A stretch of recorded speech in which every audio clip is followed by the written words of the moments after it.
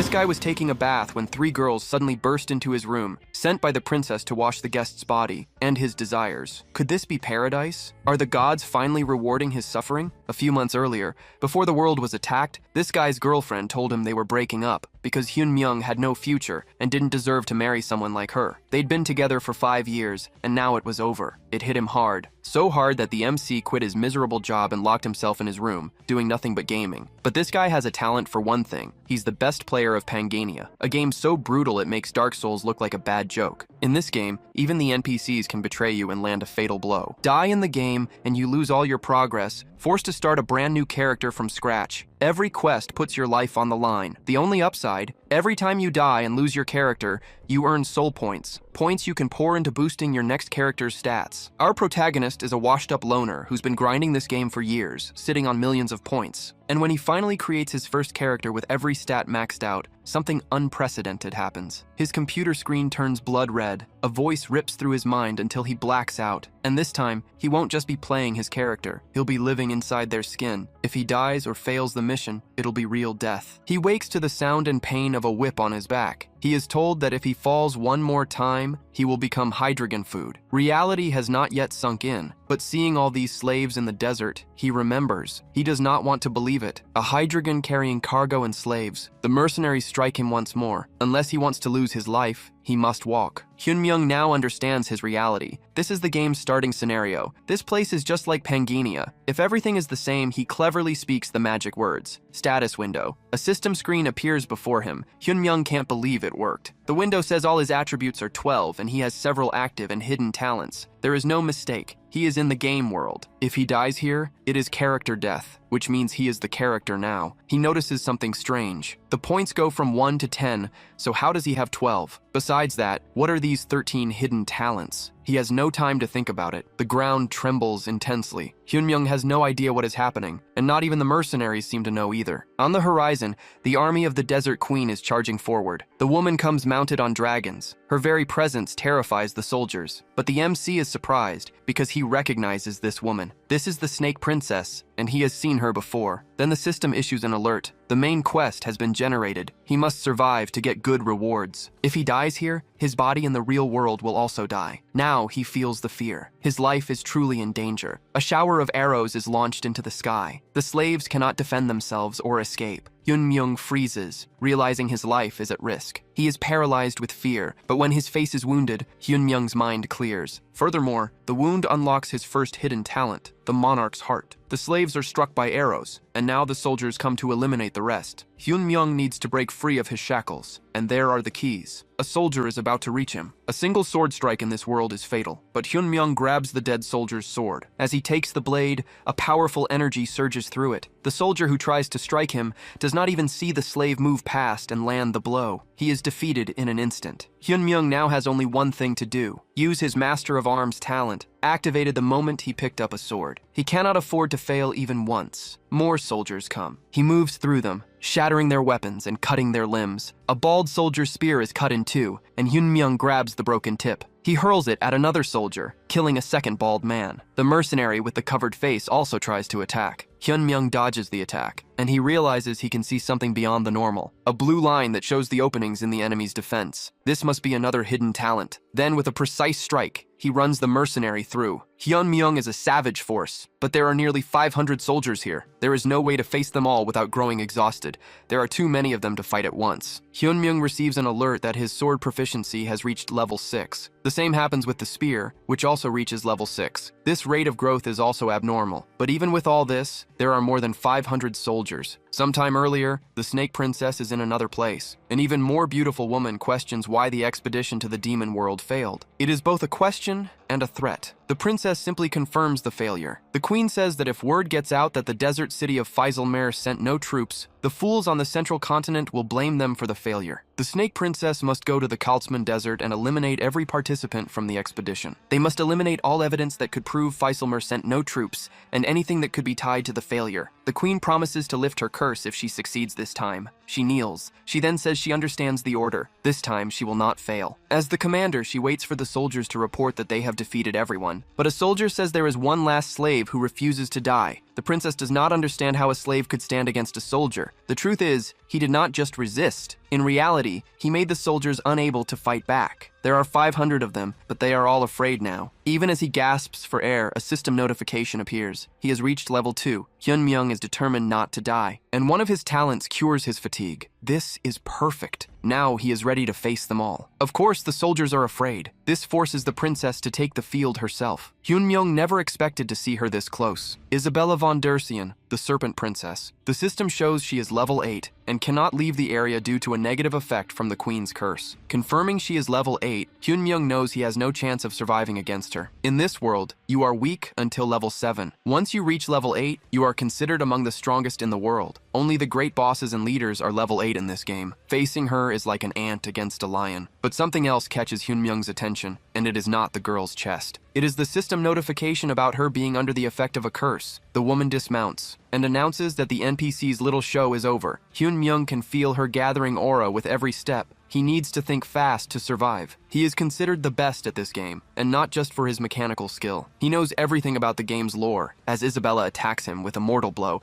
he asks if she does not want to be free of the Queen's curse. Hyunmyoung gambles everything on his words. The blade stops. It worked. The fish took the bait. The woman stares at him, trying to understand how he could possibly know that. She desperately wants to know who he is. Hyunmyoung claims he is the Star Bearer and can help her break the Queen's curse, allowing her to leave this desert. Isabella is even more surprised by this. It worked. The girl believes him. Hyunmyoung knows that the Star Bearer is an NPC class required to transcend to the maximum level. The class exists only for NPCs, and it is clear he is not the real one. But removing the Queen's curse requires the blessing of the stars. Since she wants to be free of the curse, she has to listen to him. The reason he is so sure she wants to be free of the curse is quite simple. Isabella von Dersian is a character he created. She was an unfortunate character he had to neglect because she chose the wrong starting point, and the Queen's curse is a mechanic designed to keep players in the initial area at the start of the game. But a player character is meant to see the game's ending, and they are supposed to travel the world to reach it. But he left her in this place, trapped by the Queen's curse. Isabella asks for the protagonist's name. Hyunmyoung replies that his name is Randolph, and so, his character name is Set. They both stare at each other, an incredible tension between them, but Isabella turns away, saying she will postpone taking his life for now, but if he is lying, she will cut him into pieces. Then she orders him to be escorted, as he is an honored guest and must be treated with the utmost care. The survival mission is complete. Then the system begins to calculate the results. Randolph stands up as the system announces he has broken records with a perfect result. The constellation of fortune has smiled upon him, improving his rewards, while the constellation of battle remarks that it was not bad at all. He obtains a broken piece of the golden scale, a hydrogen soul, and Michaela's sword. Randolph collapses to the floor, thinking that he somehow survived. He opens his half-lidded eyes. He has a total of 220 points, and his results will be added to the Hall of Fame. In the castle, as night falls on that day, Randolph sits in a luxurious bathtub. He analyzes the status windows in front of him. Randolph notes that the hydrogen soul is infamous for having dropped only once since the game's launch, and that Michaela's sword is a must-have item for the early game. But he wonders what this broken piece of the golden scale is, and what the synchronization between reality and Pangania means. Suddenly, a few maids open the door behind him. They ask if he would like them to wash him. Randolph replies that they can wash only his feet, and wonders if they are already testing him. The girls begin to rinse his feet. Randolph notices they are Isabella's chambermaids, and if he shows any reaction, they will become suspicious of him. Because the Star Bearer shows no reaction to any stimulus, he mentally tells himself to remain calm, but he holds his gaze, looking at the chest of one of the girls. Startled, he calls up his attribute window, but he notices something different this time. He wants to know what the hell this boundary between reality and Pangania is. Another window opens before him. The Hall of Fame message says he unlocked the log out function by entering the survival rankings. The girl calls out to the Star Bearer. Randolph thinks this is impossible. Gracia and I Love Mint Chocolate are two people he has played with before. He thought they had quit the game since they disappeared, but it seems they were summoned. And on top of all that, he has unlocked the log out function. He thinks he can leave this damned game. So he tells the maids to stop, as he needs to communicate with the stars. He says that if he does not communicate with them in time, he will lose his powers, and asks if the princess would like that. One of the maids is left speechless. Randolph tells them to let Isabella know he will see her when the communication is finished, and with that, the door to the room closes. Randolph remarks that, thank God, the excuse actually worked. He was afraid he would be trapped in this place forever. He decides he will never return to this game again. He presses the log out button. The system begins to log him out, but warns that he must keep his character in a safe place, because if he loses his life there,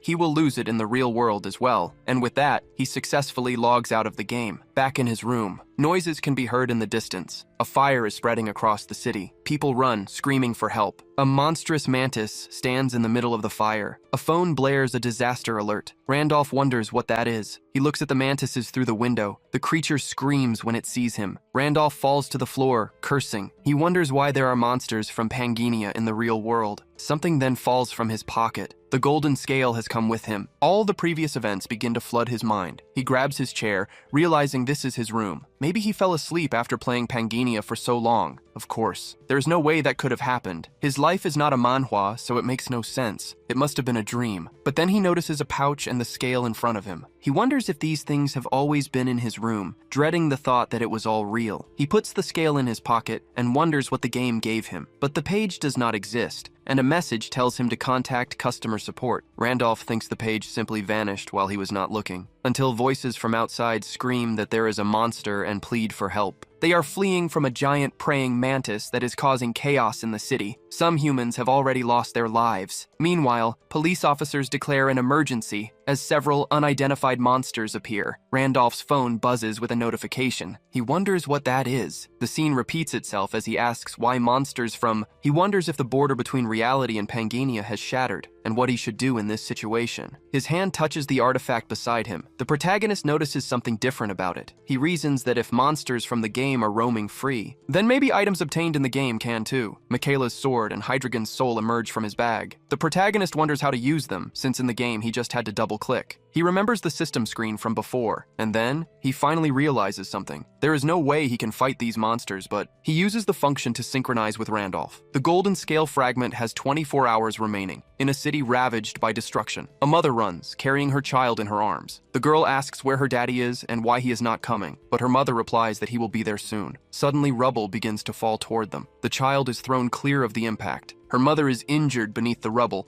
telling her daughter that she is fine and that she must get away quickly. An office worker approaches, asking if they are all right. The mother says yes, but asks her to take her daughter with her. The office worker closes her eyes in sorrow, but she apologizes and promises that she will definitely protect her daughter, but the woman turns around. She sees a gigantic monster right behind her. The massive jaw closes in, and the woman wonders if this is how she will die. But just before it can, a sword slams into the ground, defeating the monster. Randolph appears beside it a moment later. He slices the praying mantis into dozens of pieces. The woman blushes. She wonders if she is really alive, and who this man is. The mantis lunges toward her. The woman screams to warn Randolph, but the creature misses its strike. The secretary wonders what that was. A 9-headed dragon is behind him. Randolph climbs to the top of the monster's head. He tells the woman to stay put. The woman is surprised by this command. She starts to stammer, wondering if she is dreaming. Yunji runs toward her mother. The secretary looks over as her father approaches. Then the woman turns back. She sees Randolph defeating a dozen mantises with ease. Monsters appear simultaneously around the world, not just in Korea, taking lives and destroying civilizations. But it is not just monsters that appear. Alongside them come warriors who can cut down monsters and are immune to bullets. Armor materializes on a man's shoulder. He tells them not to worry, that he will protect them. The world is changing rapidly, and a man comments that they are idiots for wasting their golden scale pieces. Assassin draws his scale, thinking that it is now confirmed that reality and Pangania are merging. With the arrival of chaos, everyone becomes a competitor,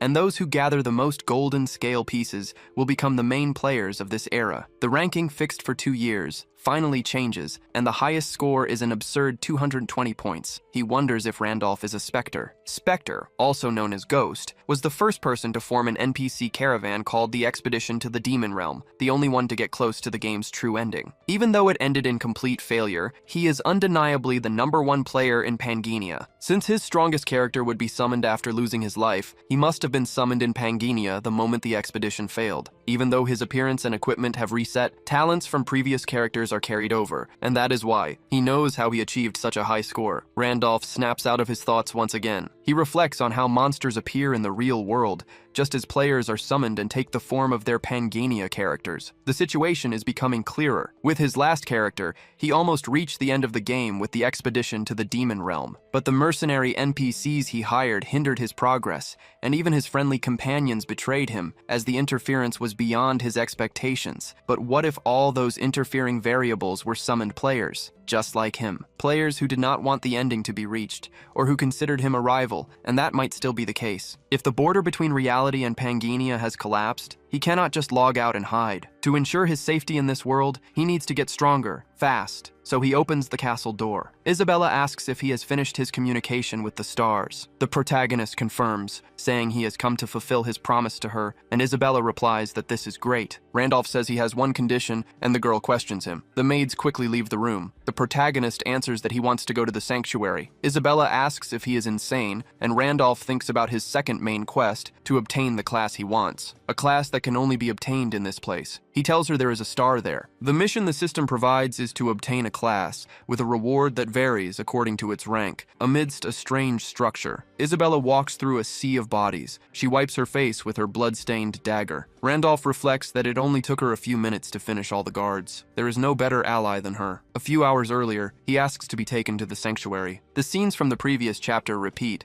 along with his lie. Isabella questions him about the star, and Randolph explains that it is hidden. To remove his curse with the blessing of the stars, he needs that star. He reflects on how he found the fourth star by chance while leveling up his previous character. Isabella shouts that no one can enter the sanctuary. If they discover she secretly brought someone there, she could lose her life. But the protagonist replies that she herself can enter. Back in the present, he reflects that if he had failed to persuade her, his own head would be rolling on the ground. Then, he announces that they have arrived, and this is the Holy Land. The system notifies him that he has entered the desert sanctuary and received the secondary quest to explore the desert, but the area is above his level. His hidden trait, Giant's Demon Resistance, is protecting him. The protagonist thinks that without it, he would not have been able to enter. He thinks that if he sends Isabella ahead and just completes the secondary quest, the rewards should be good for a level 2 beginner. But the quest is not what matters right now, because this is the place. The quest to obtain a class in the sanctuary begins. It will only end when he acquires the class. The reward varies depending on the rank of the acquired class. Randolph reflects that he can obtain that specific class from the edge of the cliff above. Isabella looks down suspiciously. Then, her gaze shifts to the sanctuary's pillars, and she smiles to herself. She turns and says they took the wrong path, but Randolph grabs her shoulder and asks where she is going. She replies that the bridge is a trap, and the chains are designed to throw off anyone who tries to cross. Randolph asks if she is afraid. This infuriates Isabella even more. She says she is called the Snake Princess. Randolph replies that he did not know she was shy. The girl says the chances of it being a trap are high, and that her leg is cramping. The protagonist tells her to get on his back. Isabella blushes and yells, asking if he wants to die. Randolph says there is no time to waste. When dawn breaks and the lifeless warriors are found, she will be a suspect for not being there. So instead of wasting time out of fear, it is better to carry her and run. Isabella closes her eyes in anger, but she holds on to the protagonist, complaining about the damned cramp. Randolph speeds up, telling her to hold on tight.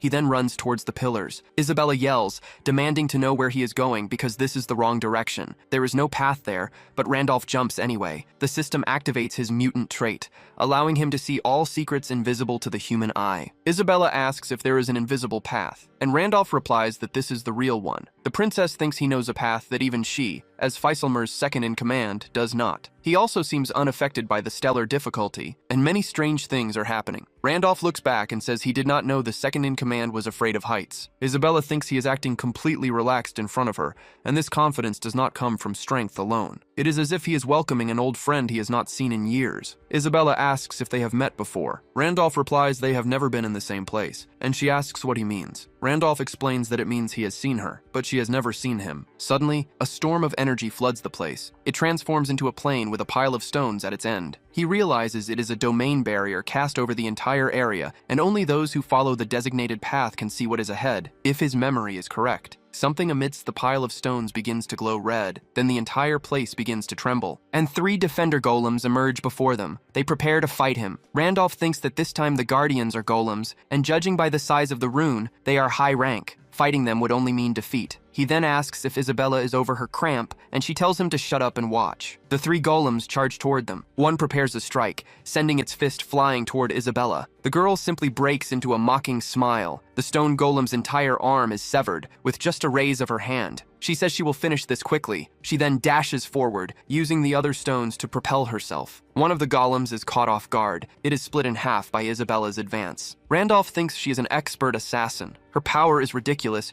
even for the character he created. All the golems are brutally torn in half by the girl's power. Randolph reflects that this is the power of a level 8. Suddenly, a system screen appears before him. He can acquire the Golem Creator class, and Randolph wonders if the system is recognizing Isabella's skills as his own. Summoner-type classes are rare in Pangania, making Golem Creator a very good class. In terms of ranking, it is at least high rank, but this is not the class he wants, so he declines, because the one who can grant him the class he wants is something else entirely. The dark energy flooding the area surprises Isabella. A figure emerges from the shadows above them. The ancestral king and master of the mountain, buried by the nameless star, rages at the invaders. Randolph says he has finally appeared. The great god who guards the star, the ancestral king Dramet, and so they both stand motionless before the serpent. The system warns that the player's level is much lower than the recommended level of 10. Randolph notes the crushing pressure, and he is the guardian of this sanctuary. Isabella asks if he came here expecting her to defeat the mountain guardian for him, and Randolph says that despite its appearance, it is actually quite gentle. He claims it would never attack him, but the snake immediately lunges forward. It strikes at Isabella. The girl falls to the ground. Randolph is completely surprised by this. Isabella glares at him with rage. Randolph comments that this is strange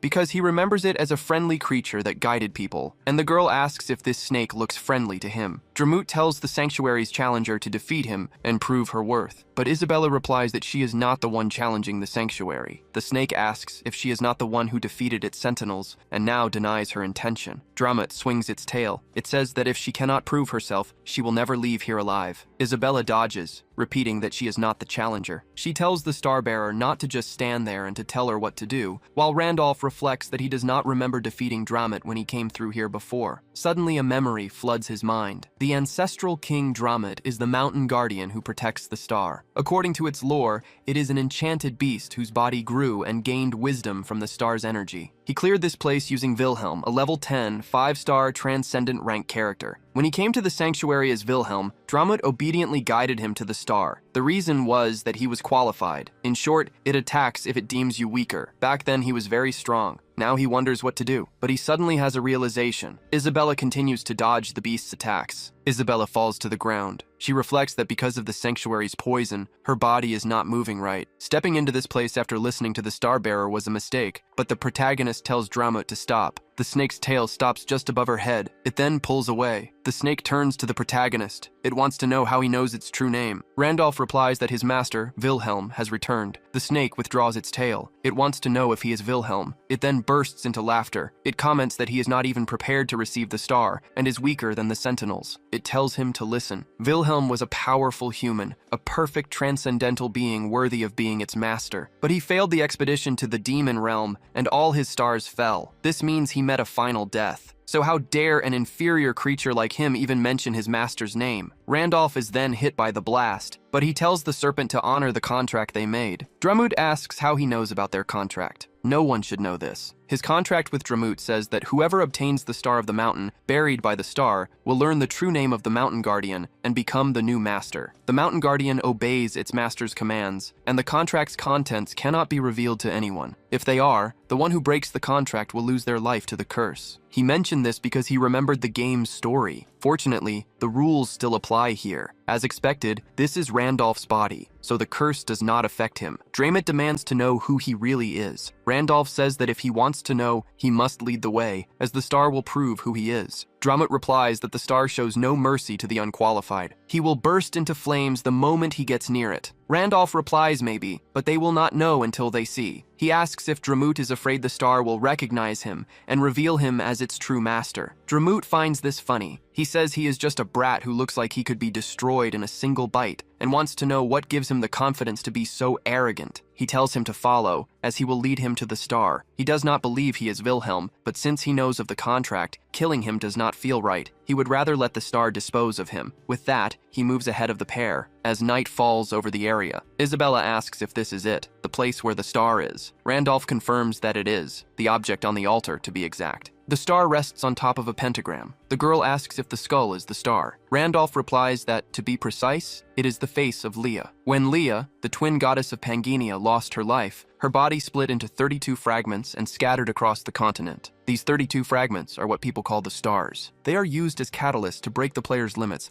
allowing them to reach transcendence. The protagonist then focuses on the item. A torrent of fire erupts before him. Isabella screams, asking if he is all right. Dromut laughs, saying he warned him he would burn just for getting close. Even with all his confidence, the star rejected him, but the protagonist's figure stands within the flames. He thinks that Dromut is a truly annoying creature. This star only takes a player's life in one situation, when they skip Dromut using a bug. No matter how messy the process was, he still got past Dromut without any issues. The real problem is whether he can get the class he wants. If a player gets a star without a class, it grants them one. But he never even tried for one, and learned this by accident, so he calls upon the void before the star, reciting all 12 of his hidden talents. And the star speaks of him, the one who finally faces destruction. His mana is converted into stellar energy. He acquires the Star Piercer skill, and the Star's Blessing sub-skill. He also acquires the Star Effect, which adds 5 to all stats and will grant more power depending on the number of stars in his possession. Even after Transcendence, the Star Effect does not disappear. He obtains the class, Successor of the Stars. Randolph emerges completely transformed. He looks at the palm of his hand, which holds that energy. Isabella is impressed that he absorbed the star. The protagonist's hair continues to flow in the air. He calls out to the girl and asks what she wants to do once she is free from the curse. She replies that she wants to leave the desert and find the Durzian family line. Randolph replies that he will grant her the blessing to leave the desert, but on one condition. She must serve him for 1 year, and after that he will guarantee her freedom and help her find the Durzian family line. Isabella remembers the queen from her memories. She clenches her fists in anger. Randolph places a hand on her shoulder. He says that he is not the queen and that he does not lie. The girl is taken aback by this. She then bites her lip. She kneels and says that she will serve him. Randolph replies that she has made an excellent decision. Alias calls out to Dromut, wanting to know if the owner of the star is its master. The serpent becomes docile and says yes. The protagonist says that in that case, it must bow. The system begins to calculate the rewards, noting that he has reached 230 points and the Hall of Fame has changed. Several combat-oriented constellations are beginning to take an interest in his movements. From afar, the queen senses a presence that enrages her. She remarks that Isabella entered the sanctuary with the slaves she captured, and that they must capture them both immediately. In the normal world, in the middle of a city, a coffee shop is open at this time of day. Two twins question if Randolph is really Spectre, certain that even ignoring the first main quest, getting a class score higher than Gracia's is impossible unless you know the game inside and out. The veteran Ghost player who has played the game for 5 years, Spectre, has finally appeared. This will cause a huge commotion, and they can contact him before anyone else. A girl asks how, since they have searched for him for 5 years but never found him. The twins say Spectre was not even a real player before, and now that he is, he must have a form. Perhaps they should fish for him, since the secret auction opened as a reward for completing the second main quest. The girl replies that he will need a lot of items if he wants to place first in the third main quest. Fishing can be done at the secret auction where players trade items, so they post a high-quality item for a low price. And then they use a twin talisman ability to place a tracking skill on the buyer. New players who do not know about this often buy a cheap item at the auction and are tracked, robbed, and even killed. The red-haired one asks if someone like Spectre would fall for that, since if he really is Spectre, he would know every talisman option in the game. The girl begins to tremble, saying no, but that maybe he will fall for it. She laughs, saying he failed but still started the great expedition. Someone that decisive is not normal, and if he sees a great item, he might just buy it. Anyway, they need to make sure they find and invite him to their guild, while the twins call the police on her for being a stalker. Back at the sanctuary later, the rankings have changed, and one person is now out of the class acquisition ranking. Their rights to the second quest will be revoked. Assassinato wonders if he has 230 points,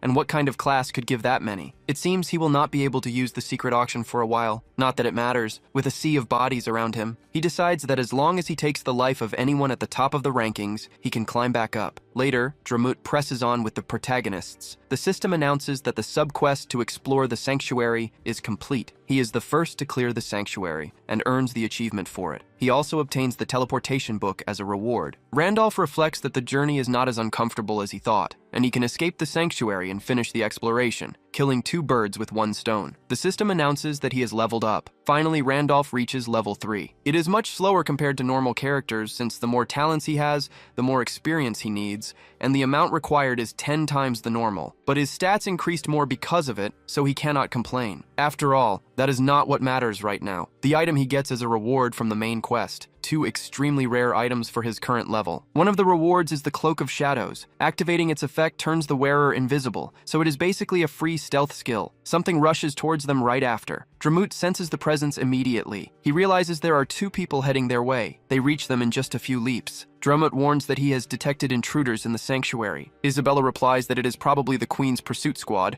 and the protagonist says they have been in the sanctuary for a long time. The girl asks what he is going to do because the Queen will not come, but the squad has considerable strength. Even with the Mountain Guardian, she doubts he can handle all of them. The protagonist asks why they need to fight when Dramut is the Guardian. Isabella realizes what he means. She leaps away, saying they were counting on him. The snake has to do its job. The 2 run towards the sanctuary entrance, hearing the bandits' screams, and Isabella asks if he is sure it is okay to just leave. The protagonist asks if she did not say the Queen was not coming, so it will be fine. After all, there is no way the pursuit squad has arrived yet, and it is probably just an advance unit. If they stay there until the main force arrives and surrounds the sanctuary, they will not be able to escape, and those guys are after them anyway, so it is better to get out of there fast. Isabella asks if he is abandoning Dramut because he is useless, and the protagonist replies that Dramut cannot leave the sanctuary, so only they can escape. He reflects that to get out of there, they need to use the portal at the end of the desert. He removed Isabella's curse with the blessing of the stars, so she will have no problem using the portal, but the real problem was that the portal takes time to activate. Isabella says that as soon as they get past this, Randolph confirms they will be free once they are out of the desert, but the portal takes time to activate. Isabella asks how long, and the protagonist replies that it will be about 12 hours. As she can see, there is no suitable place to hide in the desert. The ideal scenario is for the pursuit squad to go straight to the sanctuary. With Dramut delaying them, they will gain some time until the squad realizes they have left. And with this time, he needs to communicate with the stars, thinking that this place is important, but he needs to check what is happening in the real world. He asks if he can trust the girl. She then draws her dagger. She says she will protect him. Randolph uses the logout function and tells her to be careful at the secret auction. The protagonist then wakes up in his bed. He thinks about how he is still not used to the feeling of returning to his true body. He then grabs the phone next to him. He notes that since there are no alerts or disaster warnings, it seems monsters have not appeared yet. The real world and Pangania are slowly merging, but there is still much he does not know. Soon there will be more monsters, and the players in the real world also worry him, since he needs to return periodically to gather information. A message appears on his phone. Kim Seoyeon asks how Hyungnim has been, inside a restaurant. A man on the phone says he already buys her food and clothes, and Seoyeon asks if he did not claim to be rich when he hit on her, only to act like a cheapskate now. She adds that there is no reason to meet since they have nothing to talk about. She hangs up the phone, telling him she is going to meet a friend, and that he should not call her anymore. She comments that he was an annoying idiot. Even though Hyun Myung was pathetic, at least he listened to her, so she should have stayed with him longer. But she dismisses the thought, since she would not have broken up with him if he had more money. Just then, Hyun Myung calls out to her. The girl says he is early and that she thought she would have to wait,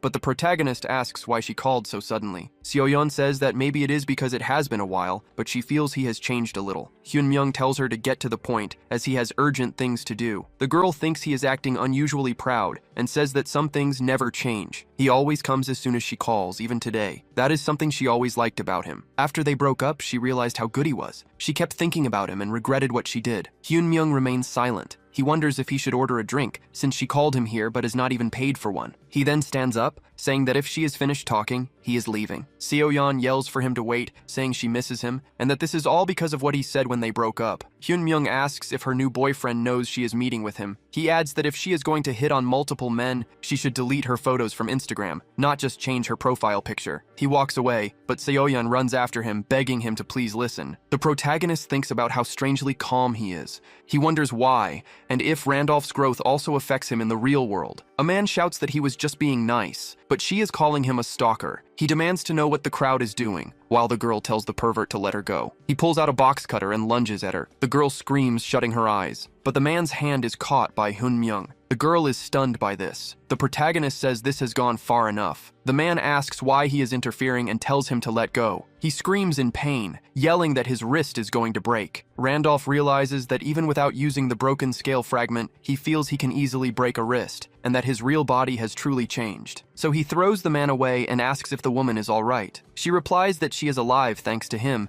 and does not know how to thank him. But the protagonist analyzes her, and the girl questions why he is looking at her that way. Hyun-myung thinks that he was wondering why she looked familiar, and realizes she is that woman from before. But he turns away, saying she looks like someone he knows. The man tries to attack the protagonist from behind, but Hyun-myung dodges with extreme ease. He moves his hand toward the man's head and smashes him into the ground. The woman is surprised by this. Meanwhile, the protagonist restrains the pervert. Later, the police officers take him to their car. They inform Hyun-myung that he will need to go with them to the station. The woman says he was trying to help, and that she was the one who reported the stalker, but the police say it was still an act of violence. Hyun-myung says he does not have time for this. The police say they cannot disobey the law, but the girl says that if he is a witness and gets dragged into trouble, they must take responsibility. She introduces herself as Kim Hana, a reporter for the CK network, and says that instead of tormenting an innocent person, they should speak with the real victim. She asks if they want this case to go public, as the police officers whisper among themselves. People in the crowd comment that she is very famous for saving the child on the day of the incident. The police officer says that the victim must accompany them. Hana thanks the protagonist for his help. She hands him her card, explaining she is a reporter dedicated to covering dimensional warriors. They are the people who appeared on the same day as the monsters, so that is what people call them. Hyun-myung wonders if she is talking about the players, thinking an interdimensional attack is easier to believe than a game becoming real. Seo-yeon runs up, asking if Hyun-myung is alright. She holds his arm, wanting to know if he was hurt, but Hana asks if she is his girlfriend. Hyun-myung pulls away, saying she is not,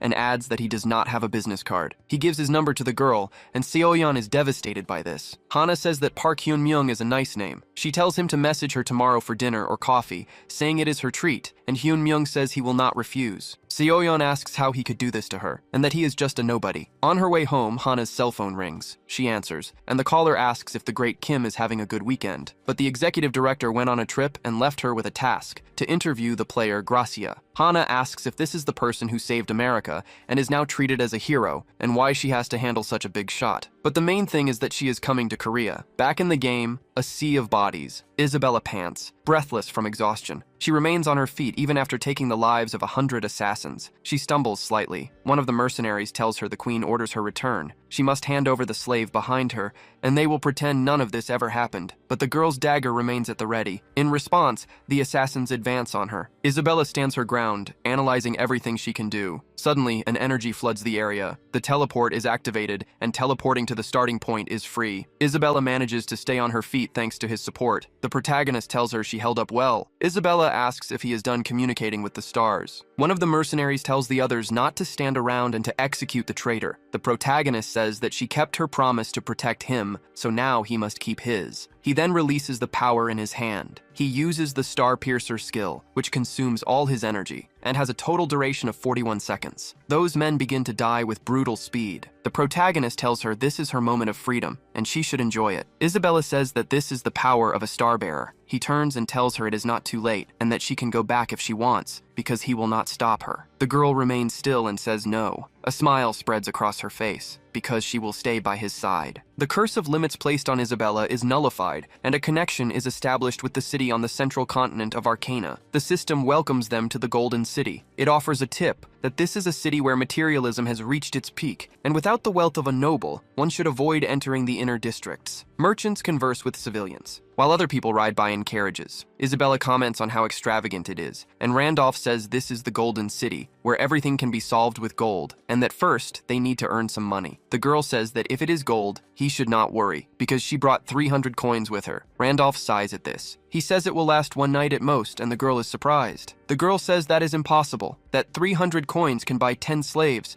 which is 10 times more than the price of a cleric. Randolph replies that prices here are different from the Kaltzman Desert. He then asks why he was even worried, since there is money scattered everywhere, and Isabella asks what he means. The protagonist points to a casino. The girl is surprised by his attitude, while the protagonist stands there in front of it. He tells her to relax, because he is very lucky, and so, the hidden trait Blessing of Gold is activated. The Golden City of Arcana is also known as the City of Pleasures. In Pangania, every minor city operates as an independent monarchy. And here, there is only one law. Only money decides everything. And the place where all the city's wealth is gathered is the Hudson Casino. A security guard apologizes to the gentleman. He says that anyone with a deposit of less than 10,000 gold cannot enter. Isabella asks why he did not mention the deposit, as they only have 100 gold left after bathing and buying clothes, but Randolph says they never had money to begin with. The security guard replies that if they do not make the deposit, they must leave, as they are disturbing other customers. Randolph says he has no gold, but he can offer collateral. He shows the Fairy Queen's tear in his hand. The security guard says that in that case they have a VIP client, and so everyone kneels before him. Isabella asks what he gave them, and Randolph replies that it was a Fairy Queen's tear talisman. It was one of the rewards he received when they visited the sanctuary, and it is worth at least 1 million gold. He is calm since it is just a deposit, and as soon as he wins some money, he can pay to get it back. A roulette wheel begins to spin rapidly. The ball lands on a red number, but then it rolls onto a black number. Everyone celebrates as he wins again. He started with 1,250 gold, but now he has already won over 1.5 million gold. Randolph thinks that as expected of the blessing of gold, there is no better trait when it comes to money. Isabella says they are rich, and the croupier addresses the gentleman. He says they will give him all his winnings, but he is banned from entering the Hudson Casino ever again. Every customer who copies his bets is winning, and it is becoming a serious problem. That is why the security guards are here to handle the situation. The croupier asks him to leave the premises. Isabella glares at the guards with intense rage, but the protagonist says he will leave. But he needs to speak with the owner of this place, and the croupier says that will not be possible. The protagonist tells him not to get the wrong idea, because he is not the one who will want the meeting. His boss is the one who will want to meet him, and the croupier should tell him about Randolph. In a private room, a man analyzes the Fairy Queen's tear with his hand of observation. He thinks that it is real, but wonders who could possibly possess it. It is carried only by the knights of the Fairy Queen, and fairies rarely leave their realm. A fairy knight is powerful enough to take the lives of at least 3 level 10 individuals. He has searched everywhere for one, but no one was selling it. To think an item like this would come to his casino on its own. A subordinate calls for Mr. Hudson and says that the man who left the talisman as collateral has asked to meet with him. He says he wants to meet with Hudson. A smile spreads across the casino owner's face. Later, they meet at a table with tea. Randolph remains impassive, looking at the table. Hudson wonders if this is the man who used the Fairy Queen's tear as collateral, noting that he does not seem strong. He heard the man wanted to speak with him, so he asks what he meant. Randolph says that was the only reason. He knew Hudson would want to meet him, so he had the message delivered. He needs the talisman he used as collateral. Hudson says Randolph must know he collects rare talismans,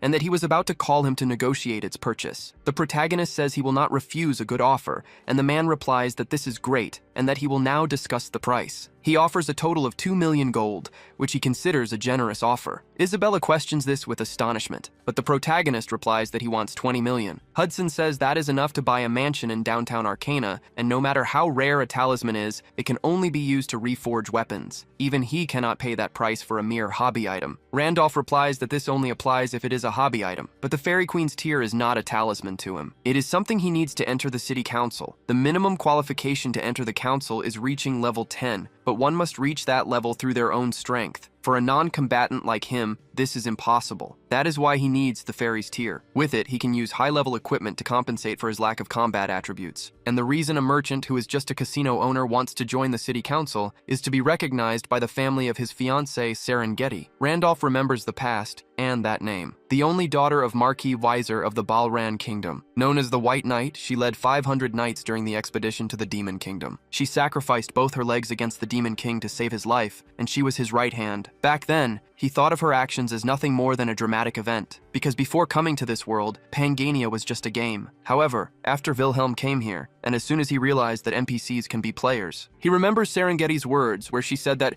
if she does not return from the expedition, he must deliver this for her. Serengeti's necklace has been obtained. The protagonist wonders what that was. A precious necklace contains a picture of Serengeti and one of her fiancé, Hudson. The protagonist wonders if this is part of the original content. In fact, she did not have a fiancé. Someone interfered with the character's preset, and the reason the game accepted it so naturally was because Hudson was a player like him, someone who assimilated into this world. Hudson then says he never told anyone about this and wants to know how he found out. Randolph thinks that Hudson must have arrived in this world long before him, and that he needs to extract as much information as possible about this world and other players. So he raises his hand, saying he did not find out, but rather heard it. The stars told him. Hudson questions if he is claiming to be a stellar bearer. Randolph replies that he does not expect him to believe it, but he can give him whatever he wants, not just money. He must only accept one simple condition. Hudson asks what it is, and the protagonist tells him to tell his life story to the stars. He will decide whether to help or not after listening. However, he can only tell the truth, as the stars only favor the truth. Hudson holds his leg, questioning the request for his life story. Randolph reflects that it is a difficult decision. A stellar bearer is not someone normally found among NPCs,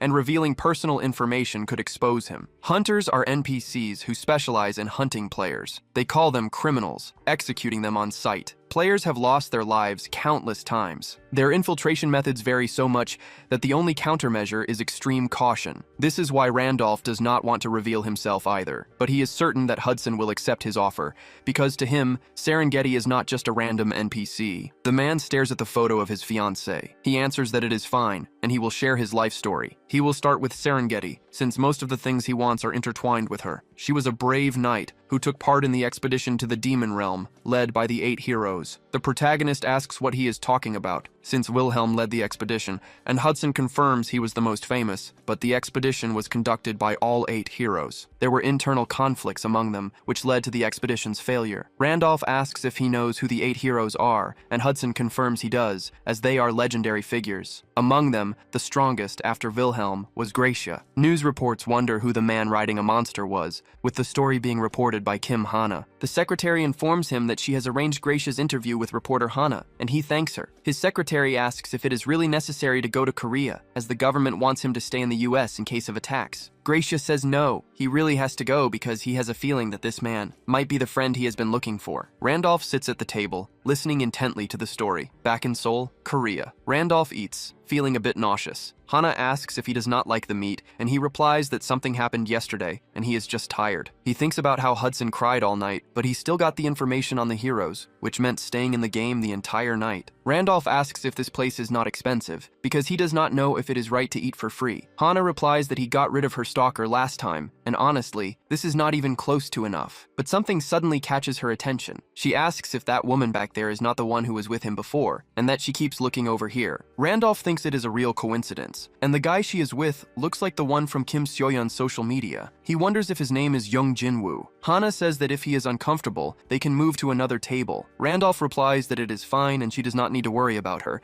since they really do not have any kind of relationship. But a voice calls out for Park Hyun-myung, wanting to know why he followed Seo-yeon here. He not only kept bothering her after they broke up, now he is even stalking her. Randolph then asks about it, and Jinwoo says yes. He heard that last time he cried and begged Seo-yeon to go to the coffee shop with him, and Randolph is confused. But then he understands what happened. He looks at Seo-yeon, who is smiling. Jinwoo says that if he keeps following Seo-yeon, he will kill him. Hana shouts that she has been quiet, but the more she listens, the more ridiculous it gets. And Jinwoo asks if she is one of his rental girlfriends. Everyone starts to look at the fight, with Jinwoo insulting the girl and Hana defending herself. But Jinwoo throws money in her face, asking if it is not enough. He then asks why the two filthy people do not go somewhere else. But Hana slaps him across the face, calling him a fucking asshole. Jinwoo says she hit first. He tells her to watch her teeth, preparing to strike. The blow closes in on the girl, but he trips and falls to the ground. The protagonist says that's enough, and that Jinwoo doesn't look so innocent himself. Jinwoo turns to him, irritated, but Randolph's hand is already on his face, slamming his head into the floor and repeating that's enough. Jinwoo wonders what is happening and why this guy is so strong. Seo-yeon yells that he is embarrassing her and tells him to get up. Randolph suggests they end the conversation right there. He says Jinwoo started the fight and should make this easier for everyone, while Jinwoo thinks this bastard is humiliating him, but he messed with the wrong person, so he pulls a scale from his pocket. It suddenly begins to glow, illuminating the entire room and surprising the protagonist. Randolph asks what this light is. The people around them are also surprised, shouting that he is a dimensional warrior and that he actually transformed. Jinwoo then throws him to the ground and tells him to try talking now, making the protagonist land hard on his back. Hana screams the protagonist's name. Randolph reflects that he never imagined Jinwoo was a player, but he wonders why he doesn't seem to care. He definitely saw the transformation, but the attack didn't hurt at all. His Great Sage trait activates. Jinwoo says he only let his guard down for a second, and Randolph dared to make him look like a fool. Randolph thinks that he only has one class and has only reached level 4, and on the Pangenia scale, each level requires a greater amount of XP. Additionally, more experience is required depending on how many talents a player possesses, so they become stronger but level up more slowly. And of course, Jung Jinwoo is one of those with little talent, and the reason his level is so low is simple. He has never fought. He is a beginner player who has been running non-stop from day one until now. After a few lucky breaks, he survived the main quest, and with another incredible stroke of luck, he obtained what is considered a good class, and as a reward for achieving a high rank, he became able to log out. Randolph can tell without even looking. Not everyone starts out with his kind of abilities. Seoyeon says that's enough and they should leave because people are watching, but Jinwoo replies that he is no longer in the mood. He turns and tells Randolph he only survived because of Seoyeon, and that he should never come near her again. The protagonist thinks that Jinwoo is showing everyone he is a player, wasting the Golden Scale's power as if it were nothing. Hana asks if he is okay,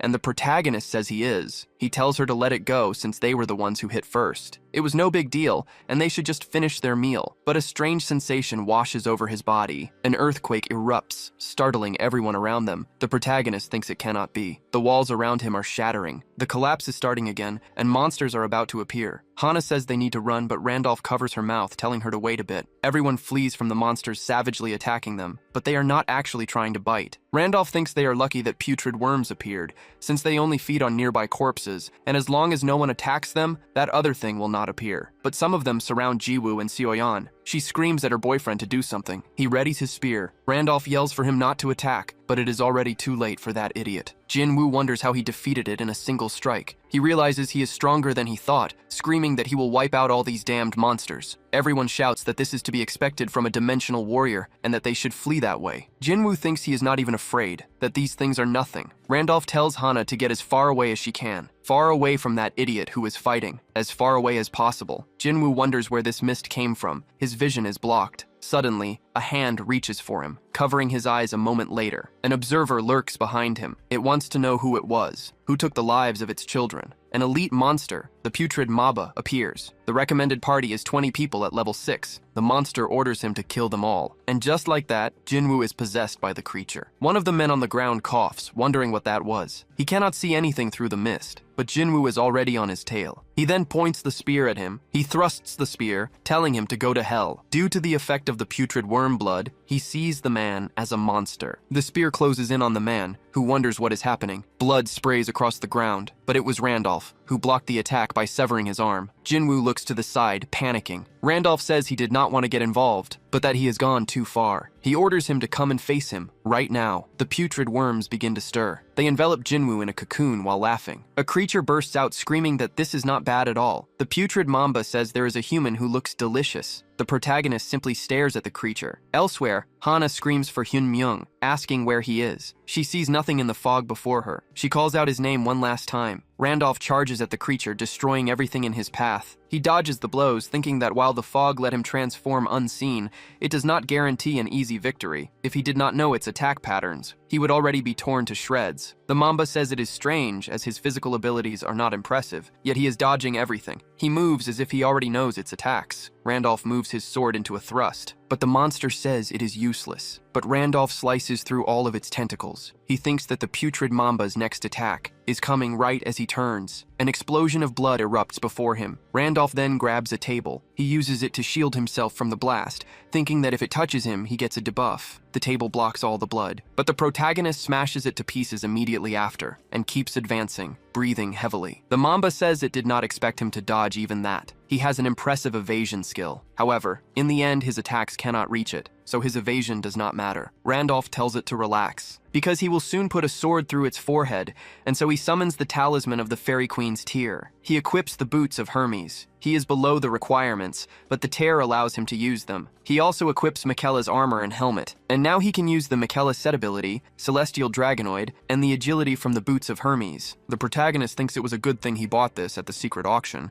but he is reluctant, as he should only use the tear when absolutely necessary. The boots of Hermes imitate the feet of a god, and wearing them allows one to run as fast as the wind. Randolph charges forward, thinking that he will keep his word nonetheless. In a single step, he is already face to face with a monster. A tentacle flies toward his face, but the protagonist easily dodges it. The ground caves in around his foot, but Randolph keeps moving forward without stopping. He moves so fast he even leaves a trail. He surprises the monster by appearing behind it. It turns, calling the protagonist a bastard, shooting the spines from its back, but Randolph deflects them with extreme ease. He then moves his sword. He glares coldly at the monster from behind his helm. This time, the creature's tail moves. It strikes, forcing Randolph to retreat. He spits a little blood from the impact, but he still defends himself with his arms. The system activates the ability of Michaela's set, transforming him into a celestial dragonkin. The monster says he still has tricks up his sleeve. As it gathers blood in its mouth, it shoots at the protagonist, calling him a damned rat. Randolph reflects that this is the putrid Mamba's last attack pattern, and if he can just withstand this. The blood closes in on his boots. The Mamba says there is no way he can withstand this, and that rat should lose his life in its bloody cyclone. From within, energy begins to gather. The protagonist releases the effect of his clothes, and a gale is created. The Mamba says he is using the wind to blow away its poison mist. The putrid Mamba has 4 patterns, and after using them all, it enters a brief state of confusion, unable to act. But when the confusion passes, the next cycle is enhanced. Randolph advances, saying this means it is his only chance to win. The putrid Mamba asks him to wait a moment, before losing its head to the blow. Randolph drives the sword into it, saying he told it that he would stick a sword in its forehead when all was said and done. The system congratulates him for defeating the Black Mamba alone. Thanks to this, his golden scale now has a remaining time of almost 43 hours. Everyone shouts that the mist is finally disappearing. The darkness recedes for a moment, and the protagonist obtains a lucky die as his synchronization reaches 9.1%. Hana wonders if it is over and what just happened. She sees Randolph in the mist, wearing a hood. He covers his face right after. The girl recognizes him as the man from before. She excuses herself and says he is the one who saved her last time and that he must remember her. Hyun Myung thinks that she is safe as the cloak's effect activates. Hana asks to speak with him for just a moment, but the protagonist vanishes. She is surprised by this. She sees the wreckage on the ground. Suddenly, the protagonist approaches. He calls for Hana, and the girl turns around. The protagonist says he finally found her and got separated because of all the chaos. He asks if she is hurt, but Hana says she is fine. She notices something different about the protagonist. His finger is bleeding as he says he never thought things would end up like this. Hana asks if he is hurt. The protagonist says it seems monster blood splattered on him and thinks he did not even notice it. The girl comments that his clothes are fine, but his nails are caked with blood. She remembers he was also extremely calm when the monsters appeared and that he must know what they were. The protagonist does not know how to answer, but he says things got so chaotic that he just said what came to mind. Hana thinks he is very suspicious, acting as if this is nothing and appearing right after the man who saved her disappeared. The next day arrives. News reports say that a few days after the first invasion, there was a report of another. Some warriors warn that these attacks will continue to happen and express their opinion that a long-term operation with the government is necessary. As a consequence, countless civilians lock themselves in their homes and the streets become empty. In response, the citizens show their dissatisfaction with the government, which may have led to the large number of victims in the second incident. Government officials watch from a table. A bald man comments that they were carefree, but now they are making this whole mess. Another man replies that at the time, people who were not directly affected could not feel the gravity of the situation. A woman says it may have been something beyond the ordinary, so the government probably tried to keep the situation calm at first. Finally, their boss says that with this incident, everyone must have realized that an invasion can happen again, and this is the perfect time to declare the emergence of their alliance. Taewoo continues that the other alliances are probably thinking the same thing, so they need to hurry and recruit talent, and the woman says they are checking the videos. They are CCTV images, so it is hard to see clearly, but if he took down the putrid Mamba alone, this man must be Randolph, who came in first place. Another comments that they said Randolph just finished mission 2, so he is at most level 4 or 5, and should not even be able to use the boots. It is possible that he used a talisman, and he is someone they need. Right after the Spectre disappeared, this man appeared. They are not sure, but it is possible they are the same person. They cannot trust the other player alliances, and need to bring him to their side to stop the rift. Back in the game, Hudson is shocked. He asks if he is saying that he used the tear of the Fairy Queen. Randolph confirms, and Hudson questions why he would do that and if he was not going to give it to him. Randolph replies that he would help him, but never said he would give him the tear. He says he does not need a talisman to achieve his goal, and only got rid of it so Hudson would not cling to false hope, thinking he cannot admit he needed it. Hudson asks if he means there is another way, and the protagonist comments that his face says he does not trust him, but he tells him to follow, saying he will give him a reason to trust. They approach a new place, Arcana's underground dungeon, the sewers. They continue to explore the area. Hudson questions why it had to be the sewers. Randolph replies that it is to remove his distrust, and also because he wants to create an anchor point before they go to the place that will grant his wish. The teleportation book he got from Dramut was convenient, but having to increase the exploration rate every time was annoying. He wanted to explore all of Arcana, but that is impossible with the time he has, so they will have to be satisfied with just the sewer dungeon. Hudson shouts that it is too dangerous to do this with only 3 people. The boss that lives here is a mutant monster rat that requires at least 6 level 8 people to defeat. Randolph stops in his tracks. He says that he knows. The dungeon boss appears and starts walking toward them. The rat's reddish eyes lock onto its target. Then it digs its claws into the ground and lunges forward with extreme speed. Randolph continues to stare ahead without saying a word. Hudson thinks that the mutant monster rat is a monster that uses its speed as a weapon, and normally 6 people would form a formation, but they are completely unprepared. He wonders what Randolph was thinking to do something so idiotic. Randolph tells Isabella to move, and she draws her dagger. She moves toward the 10 o'clock position. The rat does not understand what is happening. Randolph thinks that if you know its pattern,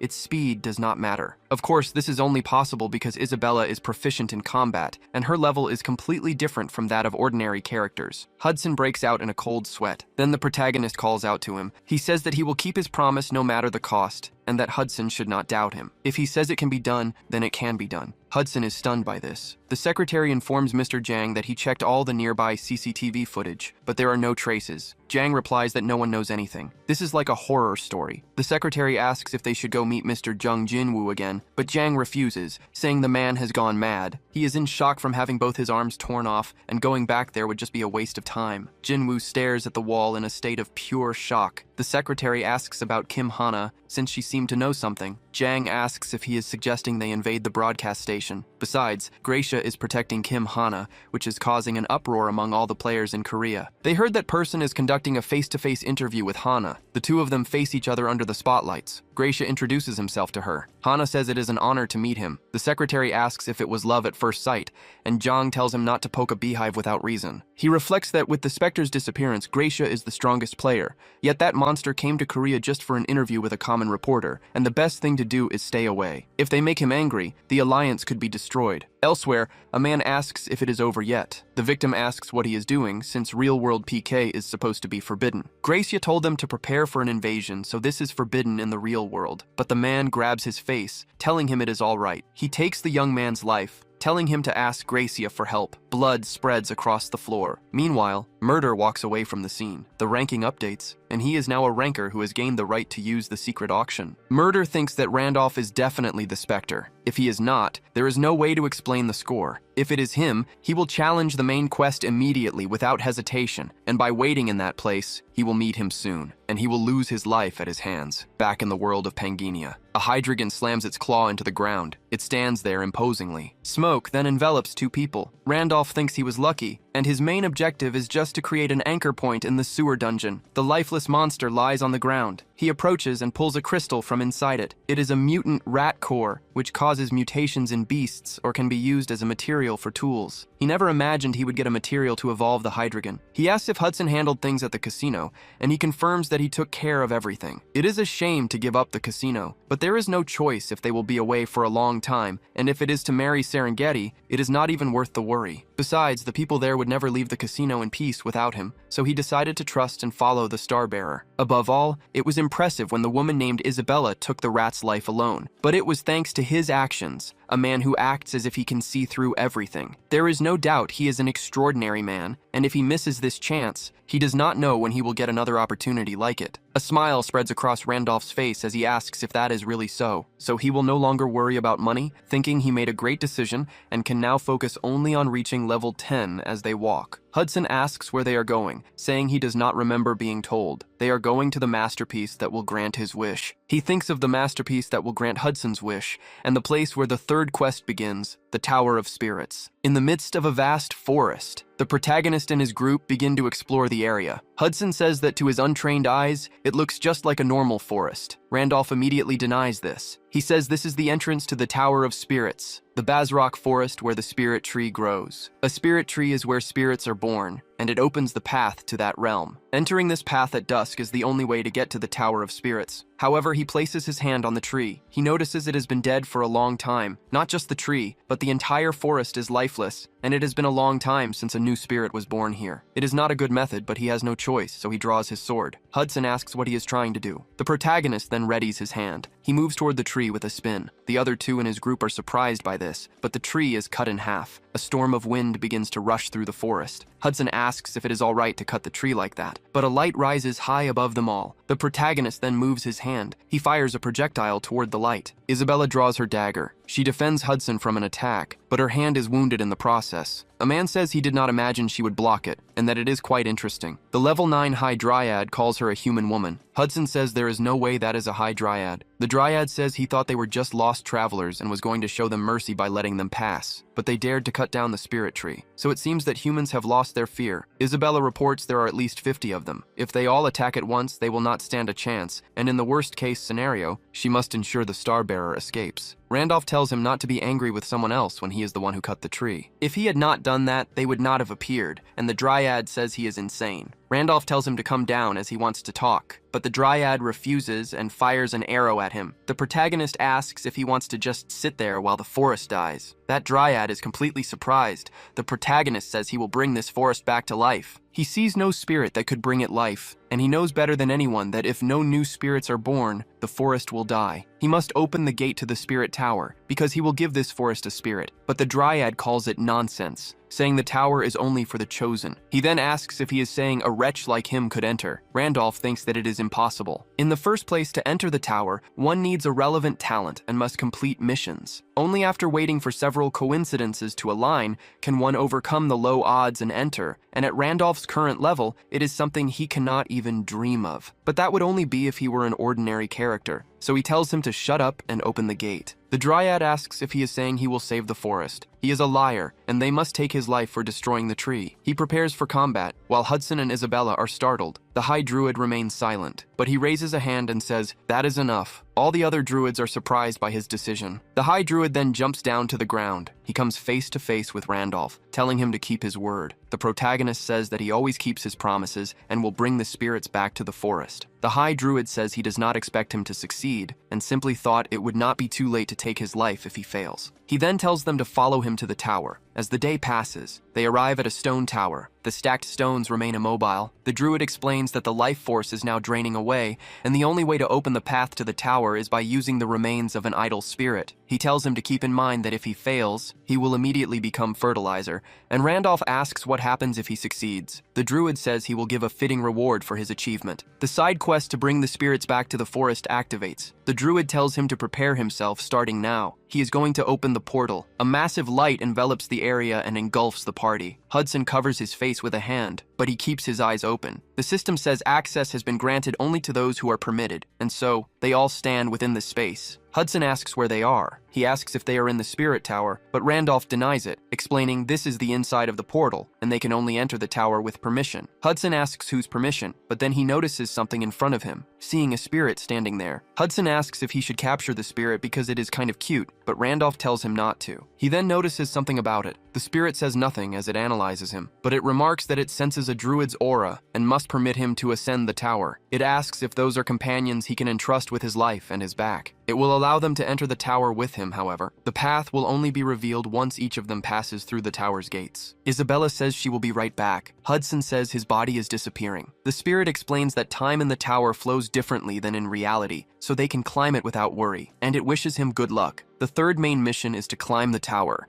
and the hint is to first use the Tower of Challenges found in every city. Randolph finds himself before an immense black portal. He thinks that it has been a long time, but he wonders what kind of gate this is. To enter the Spirit Tower, one must pass through a gate based on elemental affinity. Isabella, for example, has a wind affinity and faces a test of wind. Hudson, who has an affinity for water, gets the water gate. Each gate created this way presents the most suitable challenge for the climber, but he has never seen this attribute before, and it might be an effect of him having all affinities. Suddenly, the gate opens its eyes. It remarks that a being with an affinity for all elements truly exists, and even possesses those that cannot coexist. Perhaps it is thanks to the void element that encompasses all others, yet there is much more to it than that. This is true chaos, and the name of the gate he must pass is the Gate of Chaos. It tells the traveler to be careful. If he is swallowed by chaos, he will never return. In a tidy room, the protagonist analyzes everything before him. For the last 5 years, he played almost every day without tiring. It was no exaggeration to say he played Pangania more than anyone. He knows more about this world's secrets than anyone else. and yet there are still countless things in Pangania he does not know. A game with insane difficulty that makes completion seem impossible, but it always ignites a burning desire to face the challenge. Its mysteries were firmly established, and that is why he loves this game. He wonders if this is the first time the gate has ever been opened. He will be the first to complete it, drawing his sword. A white-haired figure stands before him. It only turns its head slightly, revealing himself to be Wilhelm. The protagonist wonders why the character he created is appearing as a challenge. Wilhelm's blade closes in on his neck, but the protagonist narrowly dodges. He thinks that regardless of why he is here, this means he has to fight this guy, the one who used to be number one. The protagonist's sword flies from his hand as he tries to strike. He thinks this was designed to be unbeatable. Wilhelm prepares his counterattack. He finishes the protagonist, who thinks this is an insane game. His sword plunges into the ground. Randolph manages to survive by activating Mikola's armor. He thinks that the sword failed to cut clean through his arm. This means its attack power is on the same level as his defense. He looks like Wilhelm, but his stats are close to Randolph's, if it only copied his appearance. So the protagonist activates Gale, thinking there is no reason to be afraid. Wilhelm slams hard into the nearest wall. He gets up once more with no apparent injuries, but he stares coldly forward. He sees Randolph advancing, sword ready to thrust. Wilhelm begins to walk forward. He lands a kick as he dodges the thrust. His head is knocked to the side. He asks if he came to reclaim his past glory. Randolph is surprised by this. Wilhelm advances with his sword, asking if that is even possible. The protagonist moves his hand. He grabs his hair and asks what the hell he is talking about. He then moves his head with his own strength and separates his head from his body with the sword. Wilhelm goes lifeless immediately after. His head rolls across the floor. The protagonist pulls out a health potion. He recovers from the damage quickly. Another drop falls from his mouth. He says it is a good thing he bought some potions with the money from the Hudson Casino, but several clones of Wilhelm begin to form around him. The protagonist says he would be regretting it immensely if he had not brought them back in the real world, inside a building. Hana announces that they will end the interview there. She says it must have been very tiring for him to come all this way, and she thanks Mr. Gracia for his time. He says it is no problem, and now that the interview is over and they are not recording, he has a personal question. Hana asks about it, and Gracia says it is simple. The man mentioned in the article she wrote. She must tell him everything she knows about that man and what she saw in detail. Back in the game world, several Wilhelms lie scattered on the floor. Randolph remains standing, his Gale active. He stands firm with his sword in hand, but he is breathing heavily. He wonders how much time has passed, having fought at least 100 of them. The good part is that they are no longer being summoned, and since he cannot see anything above, this is probably the last floor. He is out of potions, and it would be good if a clear message appeared. One of Wilhelm's bodies begins to vanish from the floor. This surprises Randolph immediately. The shadows on the floor form a smile. It asks if the chaos failed, and says they have taken a liking to him, as they never imagined he would get this far. Randolph addresses the spirit of chaos, saying that its appearance must mean he has cleared the tower. The spirit forms a smile, questioning this, but it bursts into hysterical laughter. It says that this is ridiculous, and that it thought someone like him could actually clear the tower. The challenge has not even begun. Beyond that barrier is where the real challenge begins. He is already exhausted just from clearing this part, and it asks if he really thinks he can finish. This place was never meant to be a challenge that could be cleared. Beyond this point, hundreds or thousands of the illusions he fought are waiting for him. He should just give up, because he will not clear the tower. But even the spirit is surprised. Randolph walks forward without a care, and the spirits begin to beg for contracts. They say that way he will gain tens of thousands of benefits. The Tower of Spirits gives a reward based on the challenge entered. Clearing the fire trial grants a fire spirit. The wind trial grants a spirit of the same type, and upon hatching they can form a contract. The challenge he entered was the Chaos Trial, and he thought the reward for clearing it would be a Chaos Spirit Egg. Spirit eggs are rare, and this would be the first in history, so the reward must be of the highest tier, but they want a contract before he even finishes. If that is the case, then beyond this door lies a reward even better than the Chaos Egg, and so he steps inside. He says they clearly told him there were more of the things he fought on the other side. It will certainly be difficult, since he used all his potions fighting, but he has memorized their patterns to the point of nausea. Now he does not need potions or anything like them. He will dodge the patterns he learned thousands of times, and by doing so, he will clear the tower. The spirit is perplexed by this, saying it did not expect him to challenge the tower over something so ridiculous. He really is the kind of idiot they like. Back at the entrance portal of the tower, the protagonist wonders what this place is. The system completes the main quest and begins to calculate the results. The spirit says he really did manage to climb the tower, and it offers its most sincere congratulations. His friends are still alive too. The protagonist asks if that whole speech about the real challenge was a lie, and the spirit confirms it. If he had made a contract, he would have been trapped for the rest of his life. The protagonist sheathes his sword, saying they are good at lying. The spirit comments that they have always enjoyed it. However, he must have received a hint when he cleared the challenge, so that was that. In any case, he should take his well-earned reward, and it tells him to hold out his hand. The protagonist has cleared the Tower of Chaos and will now receive the rewards for this achievement. Randolph thinks that if it ends just like this, with nothing hidden, then the reward must be a Chaos Spirit Egg. He obtains the egg, which begins to interfere with everything, surprising even the protagonist himself. That mass of darkness has a hidden celestial trait. Feathers then begin to envelop the egg. The system's text becomes garbled because of it, changing to show he has obtained a celestial spirit egg. Randolph looks down in surprise, wondering what that was. It is said that the unknown egg fell from the celestial realm and lies at the end of the light of darkness and chaos. Randolph thinks celestial refers to the celestial race that lives in the celestial realm, and finding this egg is proof that he is one of them. He wonders if it is connected to his hidden trait, and perhaps it is not just a coincidence in name but a true characteristic. He asks if the spirit knows, but it denies it. However, even the Spirit Kings are showing interest. The Spirit Kings are some of the strongest beings in existence and the main mediators that make up Pangania. If even they show interest, it means the egg has enormous value. He is curious to know what kind of egg it is, but there is no way to find out now. He will have to hatch it later to discover the truth. The system says it was an incomparable feat that no one has achieved before, and his score was 240 points. His rewards are enhanced several times over because of the excited constellations. The protagonist thinks they are the ones from the time of the 100 stars. Some constellations also show interest in the sanctuary of Dramut, but to think that 5 of these powerful beings have taken an interest. They are beings who play important roles in the world of Pangania, and it is always beneficial to be on their good side,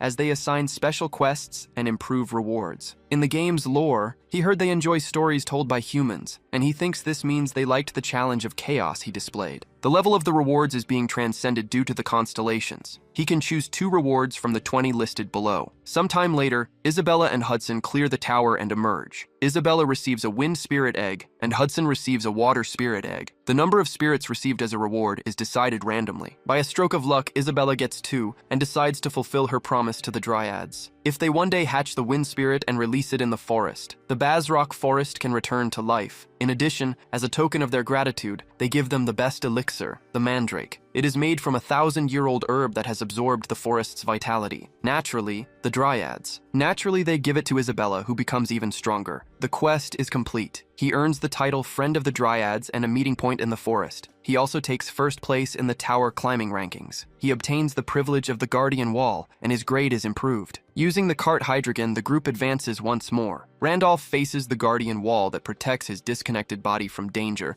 and a notification appears. The protagonist thinks it is a great relief. When he enters Pangania, it protects Park Hyun-myung in reality. When he returns to reality, it protects Randolph. Now there are 72 hours left for the broken fragment of the golden scale. Thinking about the future, the more time he has, the better. Hudson calls out to the Starbearer. He thanks him, saying he never expected to get a spirit egg. He wants to hatch it as soon as possible, since it should be able to solve his problem. Randolph replies that the path from 9 to 10 is difficult alone, but if he borrows the power of a spirit, it should be possible. He suggests they stop by a place first, and Hudson agrees, saying he will always follow him. Randolph thanks him. Now, in another city, Hudson says that the one thing he needed was in this cursed place, and he screams hysterically. Isabella is confused, and Randolph tells him to be quiet. The girl asks where they are going to make him act this way, and the protagonist says it is the territory of Marquis Visor. It is where Hudson's fiancée lives. Hudson asks why they are here, since he is not yet qualified to ask for Serengeti's hand in marriage, but Randolph says he is not telling him to do it today. They are here because he has something to ask Serengeti in person. Along the way, windows are broken. An alley is filled with beggars. On the other side, people are praying to a large stone monument in the middle of it all. Isabella says it looks like they are in the middle of a funeral. She asks if he knows any of the names, but Randolph says no, but he knows why they ended up this way. He thinks about how the 500 names engraved on the tombstone all belong to the knights who followed him on the great expedition. He never found it strange not knowing their names, and never even tried to remember. They were not important named NPCs. Even though they fought for him, it was all under the pretext that they were just part of the game. A woman falls to the ground, cursing Wilhelm and demanding he return her son. He said he would come back and that she did not need to worry. Randolph approaches her,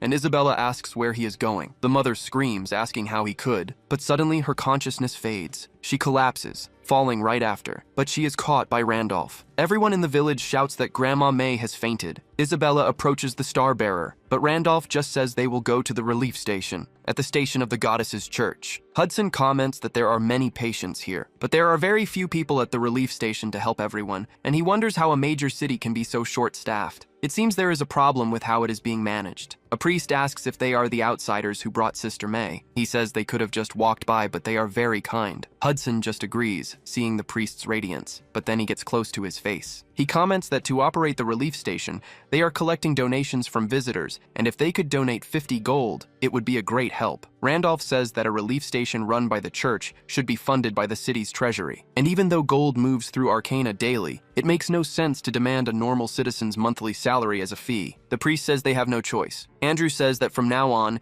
they will accept donations to operate the relief shelter. Randolph says that the priest is not that kind of person. Andrew is a high-ranking priest of the Church of the Goddesses who serves the twins Leah and Pina. He is an NPC who gives honor quests, a factor in class creation, and he is devout, wise, and upright. And that same Andrew is secretly accepting personal donations. The poorly maintained buildings he saw on the way there, the vagrants on the streets, and even this unmanaged relief post are all strange because this city is supposed to be rich. He wonders what the hell happened in this city. A table is filled with the highest quality drinks. A secretary tries to stop him, saying that his lord has drunk too much, but he throws the bottle toward the butler. He orders him to shut his mouth now. Marquis Weiser orders him to bring more alcohol. Randolph assesses the situation for a moment. He says he needs to speak with the priest in person, and the man is surprised. The man says a lot of people are waiting to be treated by the priest, but Randolph calls for Hudson, who then pulls out a bag of gold. He says it is a donation of 50,000 gold. He says he will double it if they can see him now. The man's eyes light up at the money. He shouts that he will escort the brother right away, in a room filled with books. Andrew introduces himself to the protagonists. He asks them to sit down to talk, and Randolph agrees. The priest says he heard about him making a generous donation to his relief post. Randolph says he heard they charge 50 gold for a donation,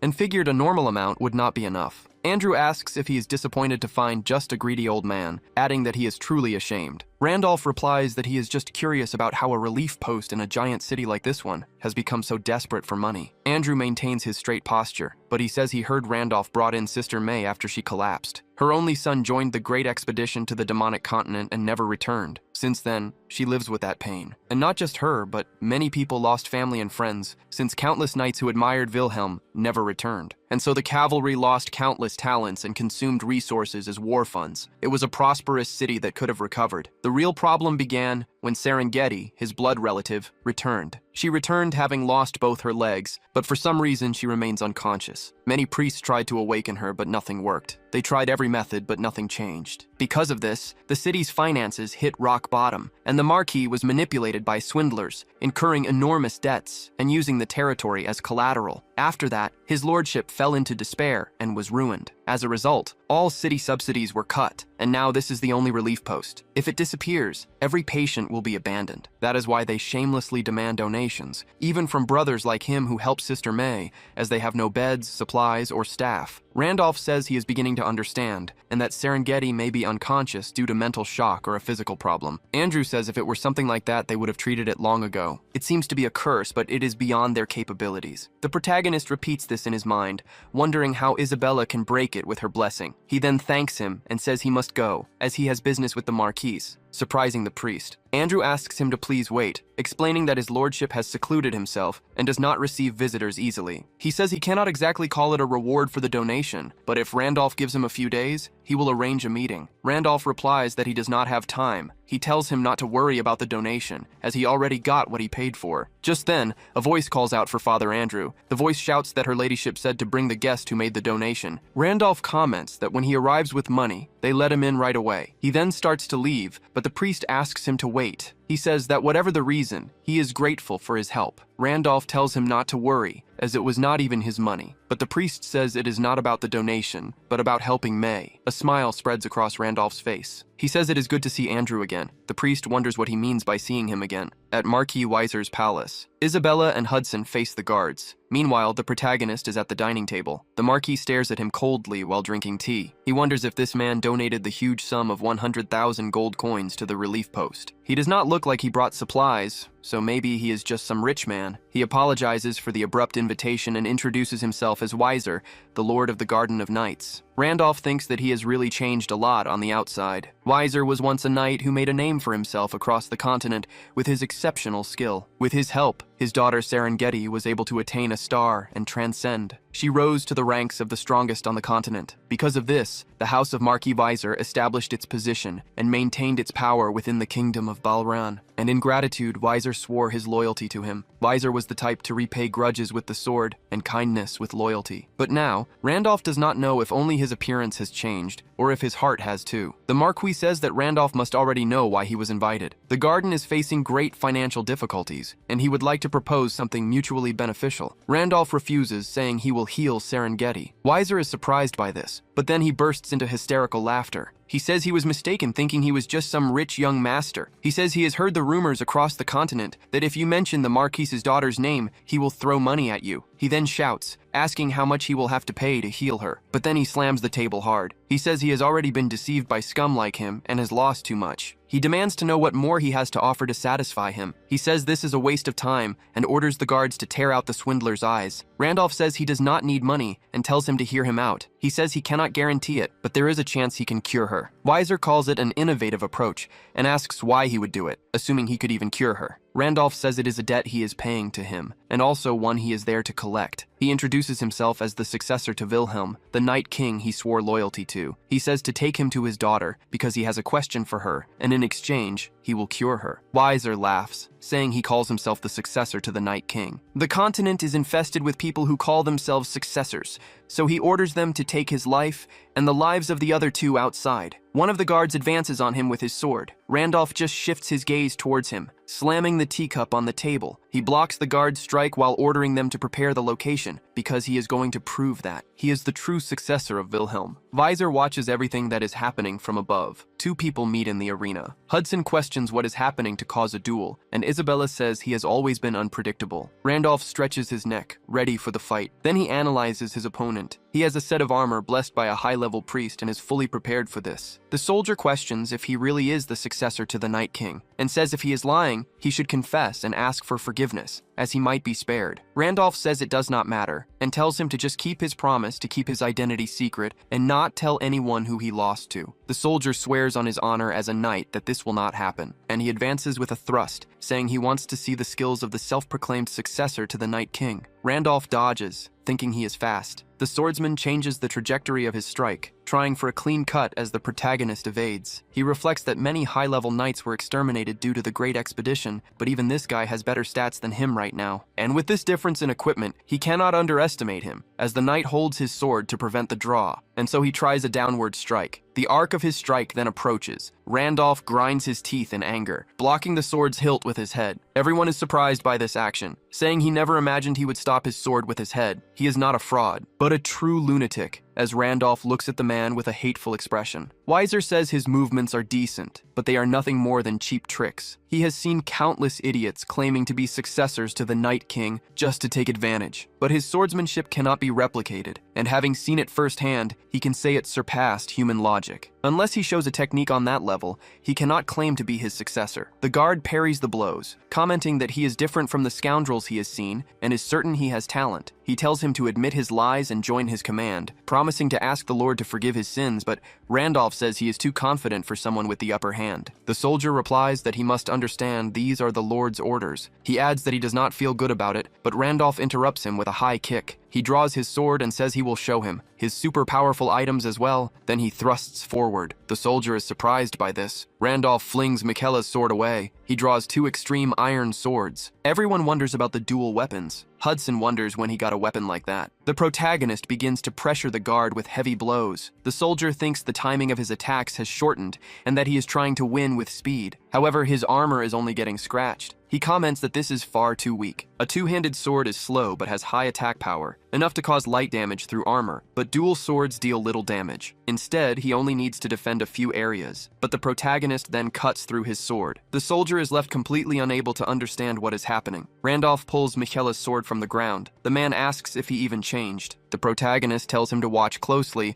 because he will now show him the true sword of the Night King. Previously, when he was in the Tower of Spirits, he could choose two rewards from the lists. But then he notices something different. An experience boost is granted thanks to the Extreme Iron Sword. It is a transcendent version, which means its stats are lower but its effects are powerful. He can choose 2 rewards and receive the Extreme Set bonus. And so, he acquires the weapons. All his skills level up, and now they will have better effects. On top of that, he can read memories from his constellation, recreating part of the swordsmanship of the Night King, Wilhelm. Back in the present, Randolph continues his assault. The soldier tries to defend against the relentless blows, but the protagonist shatters his stance. The soldier wonders what kind of movement technique this is. He is at a disadvantage. He needs to stop this and create distance. But Randolph wants to know how it feels to be surrounded by threads. If he tries to create distance, the protagonist comes at him with dual swords. If he uses his strength, Randolph uses the two-handed sword to break his balance. He wonders if a swordsmanship like this even exists, one that does not stick to a single form. It is as if space itself submits to him. Humans are stunned when they face the incomprehensible, entering a state where they can do nothing but watch. This applies to everyone in the training grounds, even to the knight facing him. His neck is damaged by the Sword King's secret technique, the world-destroying blow, a perfect slash. The smoke begins to dissipate. The protagonist holds his combat stance, but the soldier drops his sword. With his neck bleeding, he says that he has lost this fight against the protagonist. Randolph keeps his head down, catching his breath, but he shouts, asking if he needs to show them anything else. The secretary calls out to his lord. Weiser then addresses Lucas. He tells him to treat the man with respect as he bows, for he is the successor to Wilhelm, the venerable knight. In a white room inside the mansion, Serengeti lies resting, and the Marquis explains that she has been this way since they returned from the great expedition. He tried everything to wake her, from famous elixirs to renowned healers, but the curse is too powerful. Randolph stares at her body on the bed. He activates his great sage ability. Just as he thought, she is under the Demon King's curse. Of course, not even the Saint or the Holy Emperor could do anything, but an exorcism using stellar energy might work. Weiser says he does not doubt it, but asks if there is any way to wake her. Randolph replies that he will try just once. He brings his hand close to her head. He then bestows the blessing of the stars upon the girl. Weiser is stunned by this. All of the protagonist's stellar energy is consumed. It is not enough to break the Demon King's curse. Instead, the curse's hold is temporarily lifted. Serengeti slowly opens her eyes. She asks where she is now. Weiser grinds his teeth. He leans over the bed, asking if she is truly awake. His daughter speaks softly, and her father asks if she recognizes him. Serengeti turns toward Hudson, leaving her father confused. He demands to know who this man is. Hudson grinds his teeth before he speaks. He asks for her forgiveness for being so late, and he calls out Serengeti's name again. He thought that as long as she was alive, it would be enough, and if he became a council member, he would be recognized by the Marquise. If she had lost half her body, he would become her legs, because as long as she was alive, he would take care of her forever. Hudson believed that if he did not give up, an opportunity would appear one day. But this is nothing more than arrogance and greed. Opportunities are not eternal, and Serengeti's body continues to lose vitality as her face loses its essence. The strong arms that once swung a sword become like a dry branch. If the Starbearer had arrived just a little later, he would have never seen her again, and so, he asks for forgiveness for arriving so late. Weiser questions what he is to his daughter. Randolph says that is enough, and while he knows Hudson cannot contain his emotions, the curse has not yet been removed. The Marquis asks if he means she could fall asleep again. The protagonist says that at best, he can maintain her state for some time, but to completely break the curse, he needs another star. To remove it completely, his stellar energy must be greater. There are only 2 ways to level up or to find stars, and he needs to recover the 5 he lost. Because of the successor class's secret effect, which allows him to read a star's previous owner's memories, he must recover them immediately. If someone else gets them first, he may never be able to get them back. He has already recovered 1, leaving only 4. He must get them quickly. He needs to ask Serengeti about when he lost his life, so he tells everyone to leave, as he has something important to discuss with her alone. In the dining hall, the Marquise and Hudson meet. Weiser asks if he means they promise to marry each other. Hudson confirms, apologizing for his late introduction. But the Marquis then takes a deep breath. He says he is grateful that Hudson came for his daughter, but from now on, he will no longer be able to see her. Hudson says he knows he is not good enough, but he will soon join the council and become worthy. He asks for a chance, but Weiser replies that it is not about that. The consequences of the great expedition were severe. Restoring the knights in Serengeti cost a great deal of money, so in the end, they were reduced to begging for help. When this happened, the one who approached him was the house of Duke Sion, whose power rivals that of the king in the Valan kingdom. Duke Sion lent them an enormous sum on the condition that they send Serengeti to him. At the time, they had no choice, as her survival was their priority. Furthermore, he believed that even if Serengeti never woke up and his family fell apart, The Duke's reputation would prevent him from abandoning a girl he had taken in. For that reason, in 1 month, she will be sent to the house of Duke Sion. It was an unavoidable decision to protect this territory and Serengeti. Therefore, Hudson should forget her as well. Later in the room, Serengeti asks who he is. Randolph introduces himself as the successor to the King of Knights and says he has come to bring news of his final moments. Serengeti says that is a lie because he has no successor. The protagonist thinks that this is to be expected from his closest ally. There is no way she would fall for such vague words. So he tells her about the day she faced a star for the first time. She was constantly worried that if she consumed a star and became a transcendent, she might stop being Serengeti. At the time, he could not understand the anxiety within her. However, he now imagines it must have been because she wanted to preserve her love for Hudson. Serengeti says that is something only the two of them know. Randolph continues, saying that for her, he gave her words of encouragement. The girl is even more surprised by this. In the past, she had only turned away, while Wilhelm pushed her and told her to shut up and just take the star. Serengeti says that he really is Wilhelm. Randolph replies that these are his circumstances and his appearance has changed, but yes, it is him. He adds that if she wants, he can tell her other things. He reflects that the memory of encouraging Serengeti was just one of 26 expressions that appear when he presses Control and a key. However, thanks to the hidden effect of the star successor class, the memory is so real to him it feels like it actually happened. Of course, the action is not his own, but one that reflects Wilhelm's personality. Serengeti says he is not the kind of man who would speak carelessly to others, so that is more than enough, and asks if he has become a sinner. Randolph confirms, and she warns him to be careful of hunters. Players who possess others while retaining memories from before losing their lives are called sinners, and the NPCs who specialize in hunting them are called hunters or reapers. Randolph says that no matter how much he thinks about it, there is something he wants to ask about his final moments. On that day, he definitely takes the Demon King's life. He is sure he drives the path of light into that bastard's core, and his body begins to disintegrate. However, in the final moment of the fight, a pressure envelops all of their bodies, and everything simply freezes in time. After that, he loses consciousness, and he loses his life just like that. So he wants Serengeti to tell him the truth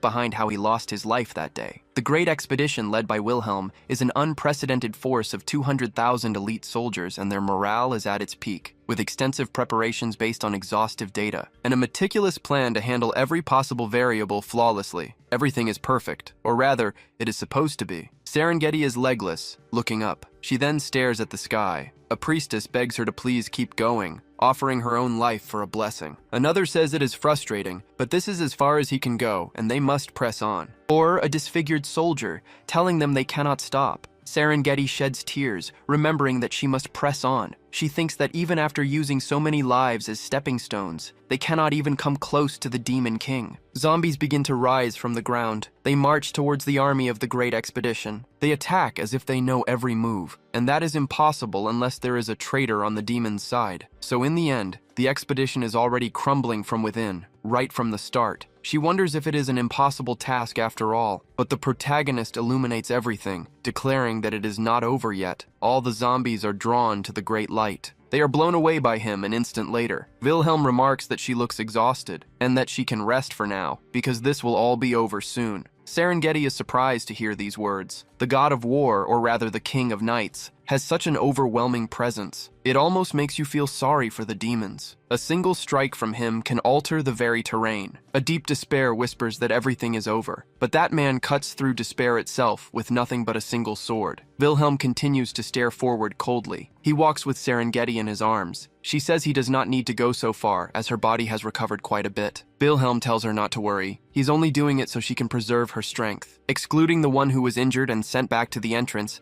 they are the only ones left. So at the very least, she must return alive, since she cries every night saying she misses that Hudson. Serengeti says she never cried, but she will definitely return to him, until a magic circle forms beneath the two of them. Serengeti looks down, perplexed. Wilhelm cracks a smile, saying that honestly. This game is not easy at all. The girl screams his name, as the god of war tells her to go back and get married, or start a relationship if she wants, but that she must live a good life. Serengeti thinks that she can live, that the King of Knights saved her life and gave her a chance to survive. Even if she returns alone, no one will be able to blame her. That is how grotesque this battle has been. If she just goes back, she can meet the man she misses so much and enjoy a normal, happy life. If she just gets out of there alive, she will be able to stand before Hudson. But in her mind, Serengeti apologizes, and so she uses the position swap ability. Wilhelm is surprised to be caught by it. The magic circle explodes, suddenly amidst the smoke. Wilhelm emerges, completely stunned by it all. He sees Serengeti on the ground, both of her legs gone. She says she was lucky, that even after being caught in the trap, her body was not destroyed, and that despite losing her legs, she survived thanks to the elixir she was given. Wilhelm thinks that he acted without thinking, and even though he was immersed in the game, he made a very dramatic exit. The girl comments that Wilhelm hid her by placing the Supreme Protection Talisman on her body. That is why the Demon King did not notice her, allowing her to observe the situation until the very end. Randolph says he remembers up to that point, but that is not what he is curious about. The girl says it must be about what happened next. The Demon King appeared immediately after that, and just as in his memory, he was certainly defeated, but suddenly Wilhelm freezes, as if time itself has stopped. Even after driving his weapon into the Demon King, he says that for a 5-star transcendent to think he could press things this far without the goddess's interest, but that was the mistake that cost him his life. Without the goddess's authority, he can break his form but not destroy his essence. He offers his respect to the god of war. As a tribute, instead of his torn flesh, he takes his body as a new vessel. An energy of chaos then takes over the area. It then forms a typhoon of energy, but it is pierced by light. It is destroyed right after. The Demon King says there is no way that thing is a star, and that he planned to kill everyone, but he cannot do that since he is also a god. Wilhelm then falls unconscious. The Demon King screams that he will have his revenge, while the god of war lies sprawled on the ground. Serengeti says she does not remember what happened after that. The protagonist thinks that the Demon King tried to take Wilhelm's body, and a goddess helped him. He wants to know what the hell is going on. Meanwhile, at the Kingdom Wall, the guards comment that it is boring spending time there. Another replies that all low-level soldiers will have their salaries delayed. This is because they cannot properly reallocate nights between shifts, and no one wants to stay in a rotten place. Another says that is true, and his colleague asks why the grim talk. But there are several figures in the mist. The guard then panics. He screams that they are monsters. As the creatures run toward the wall, they warn that it is a monster wave and they are under attack. A long time ago, a war between light and darkness begins in Pangania. The goddess Leah loses her life in this war, and the continent falls into deep darkness. After this, the continent is isolated, and the ends of the roads are blocked by a black void. To connect the separated lands, people eventually invest astronomical sums of money in portals. In other words, portals become an essential means of transport, but they are also unknown objects. If abandoned, they can connect to the black void and become a disaster. Back to the events from earlier. Randolph sits in the room with Serengeti. He reflects that connecting what she said means the Demon King tried to take his body, and Pina interfered. He has more questions than answers and is not sure, but if he connects everything, the reason he did not kill the Demon King was because his PC got a blue screen. However,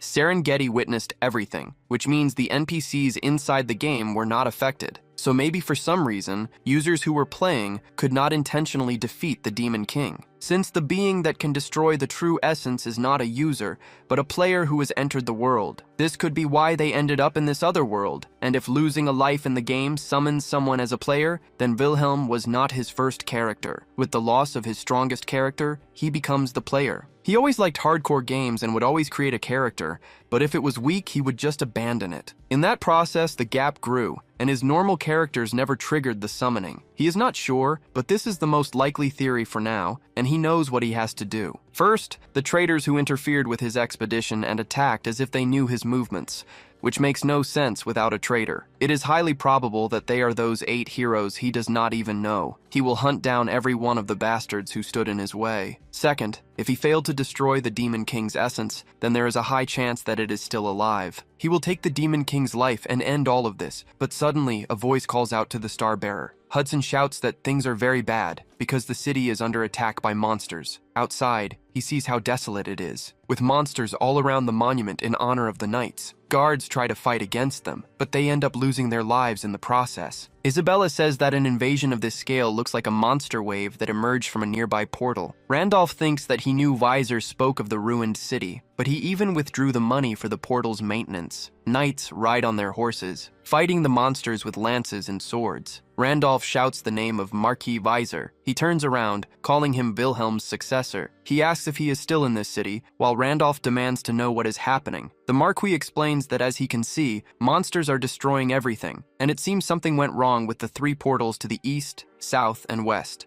Hudson complains about there being 3 at the same time, and Randolph says that it is madness. The Marquis says it is shameful, but begs him to lend his strength, saying that if he fights, it will be a great help. The mission to defend the city would grant honor and a lot of experience. He says the reward will be based on the completion time and can be improved. The protagonist wonders if Weiser has gone mad. He shouts that he is begging, since with the city's current forces, it is impossible. Hudson begs for their help in Serengeti's territory, and Isabella replies that it is not something they can decide based on emotion. Randolph thinks that this is the worst possible scenario. For now, they are only normal monsters, and they are holding on. But the moment 10 minutes pass and a hybrid appears, they will be annihilated. A hybrid is something that neither he nor anyone else there can handle right now. The only way to prevent them from appearing is to destroy the 3 portals and finish the mission before 10 minutes pass. However, for that to happen, they do not have enough combat strength. The regular soldiers are busy defending the city, which means the Order of Knights and the 3 of them have to break through a large-scale monster wave. It is a long shot, but the Golden Scale shop upgrade is probably connected to synchronization,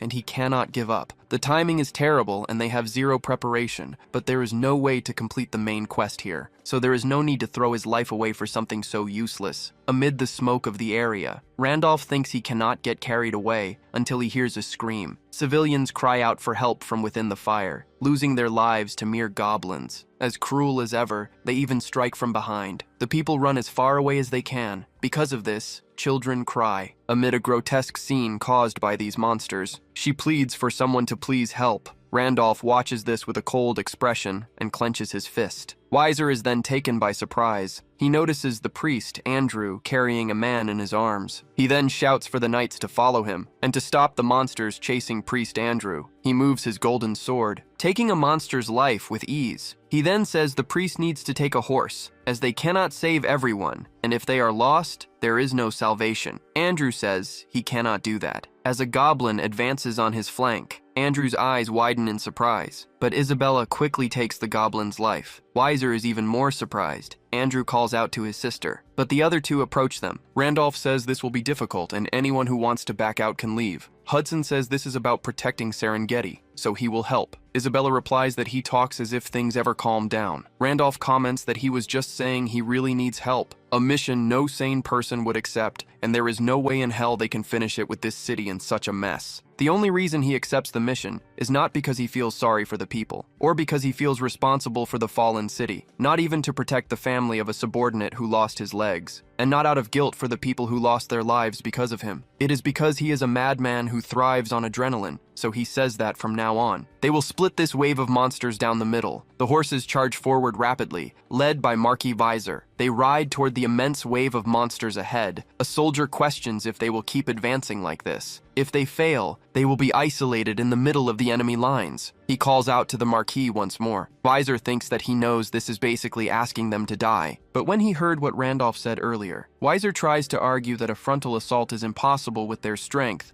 as they will be isolated and then killed. Randolph asks if there is another option. As long as the teleporters inside the walls are not destroyed, the horde will never end. It is not a matter of if they can succeed, they must succeed. He says he will ensure they can advance, so no matter what happens, they must not fall back. Weiser shouts for them not to slow down no matter what. They must not stop advancing, as a giant monster slams down its tentacle. Weiser thinks that he will trust him completely, the successor of Wilhelm. Randolph says the old man just keeps charging ahead. This is close enough, for they are now in range. He hurls his spear, severing one of the octopus's tentacles. The monster panics at this. Randolph then uses the teleport book. The druids appear there moments later. The connection point is the Basrock Forest. The High Druid then says he will repay what he did for the forest, and so they begin to fire a storm of arrows at the monsters. Weiser turns, asking what that is. Hudson says that druids have come to help, and that he really had an ace up his sleeve. Randolph thinks that he never imagined the reward he got from the forest. The friendship of the druids would be this useful. On top of that, they never betray a friend they trust. Stopping at the forest was damn lucky, so please,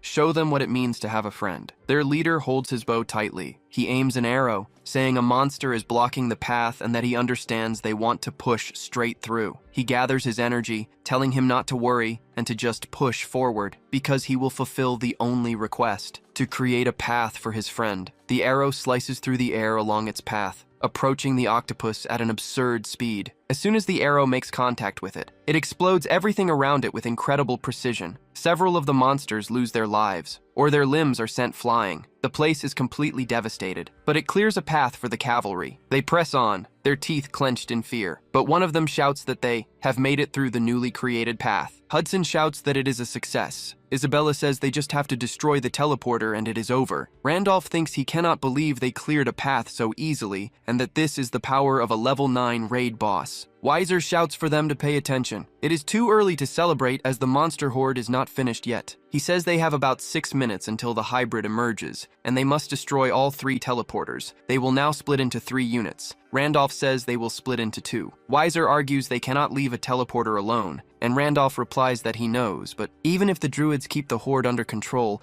a large number of monsters will still be protecting the teleporter. If they split into 3 groups, they will never destroy all 3 in time. No matter how he looks at it, 2 units is the absolute limit. Weiser asks about the remaining teleporter, since there is not enough time to destroy one and then move to another. Randolph remains silent at this. He says he will go with only Priest Andrew by his side, and Weiser shouts that this is ridiculous. But Randolph asks them to trust him, as it is the choice with the highest probability of success. However, they must destroy the teleporters 30 seconds before the hybrid emerges, or even earlier. The Marquis says he will trust him, and so he advances, counting on the protagonist. Hudson says he must have a plan this time too, and Isabella tells him not to doubt them. She says he always does things they cannot imagine, and he will definitely do it again. Andrew asks what they should do and how, but Randolph just says they are going to destroy the teleporter. He tells him to be quiet, because he is figuring it out right now. He thinks about how Isabella, Hudson, and the old man have left for the other 2 teleporters. There will be monsters protecting them, but fewer. If each team pushes forward, they should be able to destroy them. The problem is that the mutant monster will appear at the last remaining portal. It is the Black Warrior's final attack pattern. It is a monster on a completely different level from the normal ones, so he has to be the one to handle it. Leaving it to others would create too much uncertainty. The minimum time required to kill it is 30 seconds. With a priest like Andrew helping, it should be possible, but if they take too long, their chances will plummet. All he can do is trust. Trust that they will succeed,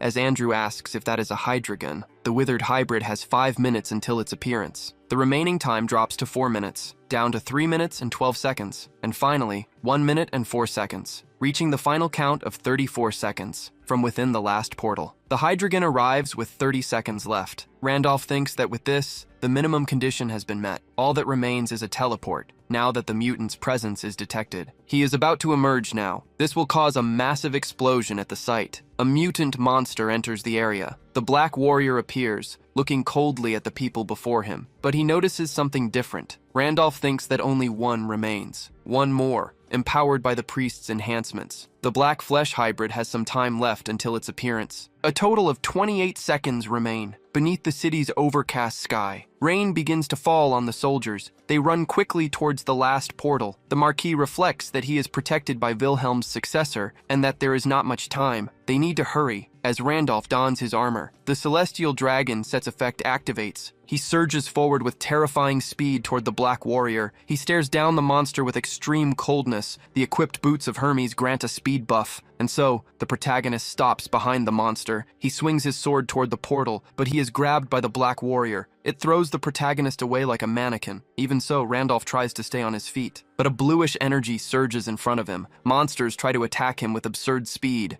They swarm him in a cowardly attack, but he unleashes several cuts at an absurd speed. The reinforced hydrogen dies, and its cooldown is 1 day. The Black Warrior remains standing in the middle. 21 seconds remain until the Black Flesh hybrid is summoned. Randolph advances once more, ready to thrust. The Black Warrior dodges the sword strike. It equips the extreme iron sword to face him. The Black Warrior immediately retreats, spinning its sword and cutting Randolph's arm. But the protagonist is healed, thanks to the enhancements from Father Andrew. The Black Warrior moves its weapon once more, sending the protagonist flying with a blast of energy. 17 seconds remain until the jerky hybrid is summoned. Father Andrew is left speechless by this, but the Black Warrior rushes toward him this time. The man is completely terrified by this, but Randolph appears before him and blocks the strike. Father Andrew is thrown backwards into the monsters, but the protagonist cuts them down with ease. The two are surrounded by creatures, not to mention the black demon. Randolph then looks down. Using his star piercer, a skill still stuck at level 1, Andrew is stunned by this. The protagonist uses his extreme sword's dual wield, moving with overwhelming speed, as the black warrior tries to react. During their sword duel, the timer for the hybrid's arrival drops to 11 seconds. A massive explosion of power erupts on the spot. As the smoke clears, blood is spat onto the ground from the force of the combat. Randolph blocks the black warrior's strike and pierces him. The monster remains silent until the very end. Randolph drives his sword into its foot. He cracks a smile, saying that finally, it will stay quiet and away from everyone. He then yells for Priest Andrew to perform the prayer of adoration right now. Randolph yells for him to pray only to him, to worship him. When 4 minutes remained, they advance with the Hydreigon leading the way. Andrew asks if it is truly possible with just the two of them. He says he does not want to doubt him, but he cannot calm down in this situation. Randolph replies that if they had enough time, they could succeed, but with his current skill, it is impossible within the time limit. Andrew then asks why they came alone, and if Randolph does not realize that if they fail, everyone will die. Randolph asks if he wants to save everyone in the city. Then he must perform a prayer of adoration for him. This is a sincere prayer offered to a goddess by a high-ranking priest connected to her,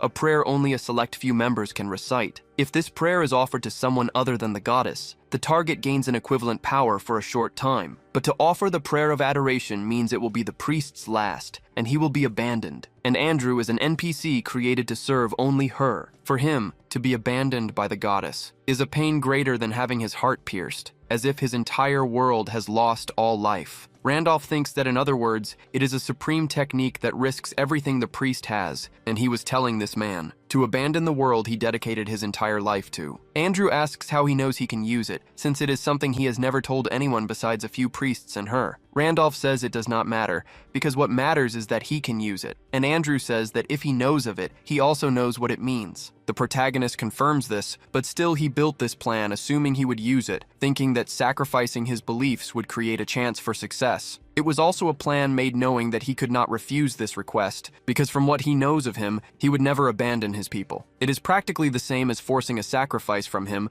by using the people as hostages. Andrew then thanks him for this. He weeps, because if Randolph had not said anything, he never could have mentioned it and would have lived his life with a heavy conscience for not saving anyone, so he thanks him. Randolph is left completely stunned upon hearing this. Andrew, an NPC who gives many of the quests used to farm honor, was an honest priest and a sage of Pangania. Randolph respects him more than any other human, and just then, the system notifies him that the prayer has been activated. His strength, health, agility, intelligence, star power, and other stats are going to increase immensely. But the target's level was low, and the duration of the effect had also been significantly reduced. The duration of the enhancement would be only 2 seconds. He says that with these stats, he can at least copy Wilhelm, and the monster should watch this very closely, because if this were his past self, this technique would never be used on grotesque things like it. The raindrops stop, but a powerful energy strikes them in the next instant. The sword art of Wilhelm, the King of Knights, takes over the area. The Dark Warrior begins to dissolve from the blow. This was the cleaver of heaven and earth, which splits it down the middle. The sky is cut by this magnificent swordsmanship. The women of the village look up. The men do as well and say that it was. Andrew is in disbelief at what he is witnessing. Randolph then calls out to Father Andrew, telling him that he saved this city while he destroys the portal. The mission took 9 minutes and 59 seconds, with the protagonist gaining dozens of enhancements. With that, the mission Fix the Hole in the Void had been completed. Andrew met the King of Knights, Wilhelm, a few years ago. He asks him not to ignore the request of this old priest, to please save his poor daughter. His poor daughter Andasar was cursed by dark magic and transformed into an eldritch. Even though she had become a monster, he still loved her and could not bear to lose her, so he hid her underground, far from the world. However, as she was consumed by demonic energy, it became difficult for him to handle her alone, and he began to seek help in secret. The most important thing was to find someone strong enough to purify Andasar alone, and who valued honor enough not to leak information. After some time passed, finally, Wilhelm then faced the man, so he orders him to lead the way. As he opens the door to the room, the girl stands in the middle of it all, with her black eyes and disfigured face. Wilhelm asks if it is her, and Andrew confirms, asking for help. The protagonist approaches, saying he understands and that he will purify her. The King of Knights, Wilhelm, is the man who saved him and his daughter. Randolph finally makes the Black Legion return to the Abyss. Andrew asks who he is and how he managed to use Wilhelm's sword techniques. Randolph replies that they can say he is his successor. Andrew thinks that he never imagined he would be helped by the disciple after being saved by the master. This is truly an incredible fate, but he starts spitting blood, collapsing. Randolph runs toward the priest, Andrew, asking if he is all right. Asking if he is. Andrew explains his sacred power vanished as a side effect of the prayer of worship, and it seems the illness he was suppressing has resurfaced. Randolph thinks his condition is terrible. He is not sure it will work, but he will try. He then says he heard that he received help from his master in the past, and Andrew confirms. The protagonist says that in return, he gave an indulgence to his master. The King of Knights said he would carry his sins and that he would use the indulgence he gave him. He then says that he forgives all of Andrew's sins. An indulgence is a pardon that a high priest of the Order of the Goddess can grant 3 times in their life. According to the lore, it is an authority that forgives anything except the 10 deadly sins. In the game, it was an item used to remove suppression points, a penalty given to trolls. But in reality, it is just a shell symbolizing its meaning, since it is only a manifestation of faith. His contract with Drumut is also a form of faith like this. Drumut was surprised and questioned how he knew of the contract. Andrew is surprised as his divine power returns, and the indulgence can only be used by the person who received it. Randolph thinks that it worked with Drumut, so he tried it, but he did not expect it to work. Andrew asks what the hell that was, and perhaps he received an indulgence from another priest, but he then denies it, thinking he would know if that were the case. He wants to know if he received an illegal indulgence and says he must repent, as he will pray with him. Randolph thinks he should just make something up, but the cavalry is right behind him. Isabella shouts that they are there and wants to know if they are okay. The protagonist thinks it was just in time, getting up and saying it seems they have come to get them, and that Andrew is more persistent than he imagined, and they will just consider this a blessing from the heavens. The main quest ranking is updated again, with Randolph in first place. The day the mission ends, the Dryads return to the forest using the teleportation book. Their leader says not to forget that if he is in danger, they will always help him, and that for beings who live on the essence of the forest, the city air must be poison. After they leave, the city immediately begins reconstruction. Of course, the city has no money, so Hudson funds everything. They decide to hire the kingdom's alchemist to fix the broken teleporter, so it will not become corrupted again. It is normally very expensive, but with Hudson's money, there is no problem. Andrew recovers his sacred power, but must focus on his own healing for a time. Since there were no priests for the city's wounded, they decided to heal people with potions. Of course this requires money, but they have Hudson's massive fortune, who complained that he was solving everything with his money. Randolph replies that the city was poor, and he should think of it as all being for Serengeti. In the castle, he questions if she has slept, and Hudson replies that she was consumed by the curse again after the invasion. Randolph throws something to him, saying that he understands. Hudson says it is a high-grade elixir imbued with blessings and wants to know how he obtained a treasure that the Order of the Goddess produces less than 10 of per year. The protagonist tells him to use 1 drop every 2 hours, and if he does that for a month, her legs will be completely healed. Hudson says that just as he thought, he is a player, and must have bought it from the Golden Scale shop as well. Thanks to him, he also completed Mission 4. When he saw the new rankings, he realized that if he was correct, his name is Randolph. And Randolph is the one who has obtained the most famous characters throughout Pangania, including Wilhelm and the legendary user who disappeared a short time ago, known as Spectre. Randolph says that hearing things like legendary said to him makes him shy, but he asks for forgiveness for hiding it. Hudson says he understands, since revealing that is asking to lose your life. He wants to know what to call him from now on, but Randolph tells him to continue calling him the same. Hudson thanks him for spending his golden scales to buy something like this, but Randolph says he received a lot of money for being in first place. His friend comments that the city's weak combat power had a great impact on the score. The protagonist then begins to analyze the side panel. The Golden Scale shop sells items using his time, and it is something essential for survival from now on. Besides, the White Dragon's Fang, the Cursed Grimoire of Eldritch, and the Dragon Heart are all primary materials he used to craft unique grade items. It could be a coincidence, but he cannot imagine anyone else obtaining them besides him, especially since the White King was a monster that even Wilhelm gave up on taking the life of. If it is true that when a character loses their life, the equipped items are registered in the shop, then the remaining time is much more important, and he needs to go to the next mission. Thus, he announces that he wants to start his next mission and that Hudson must take care of Serengeti, but he says there is a problem. It seems that Marquis Weiser, in exchange for money, promised to send her to the duchy soon. Furthermore, Maxim is one of the 8 heroes who is lending his strength, and there is no way to stop them now. Randolph thinks that he was someone he hired during the Great Expedition, and also the piece of shit who fled in the swamp near the entrance. He was planning to face those bastards known as the 8 Great Heroes eventually anyway, and it seems he will meet one of them sooner than he expected. So he tells him to just buy time until he returns, because if he asks wiser in some way, he will manage it. He will return as quickly as possible, and they must not hand Serengeti over to the duchy. The protagonist says that Hudson may not know how to fight, but he is someone she can trust. This means she trusts him a great deal, and was counting on Hudson as well. The young man is surprised by this. His mouth remains motionless, but he simply wishes him a good journey. As the next day arrives, Randolph says he did not have to do that, but he was given some good clothes. He thanks him for them, while Weiser says it was a humble gift so he does not need to worry and he wishes him a good journey. Randolph says that regarding the reward, he should speak with Hudson, and he will take care of it. Thus, they proceed to the monument in the center of the city. Randolph looks at the list full of names there because of him, reading James, Noah, Lucas, Jacob, and Zion, heroes who fought more bravely than anyone else. May they now rest in eternal peace. It was too late, but he wants to express his sincere gratitude to all of them. 500 knights reach eternal rest,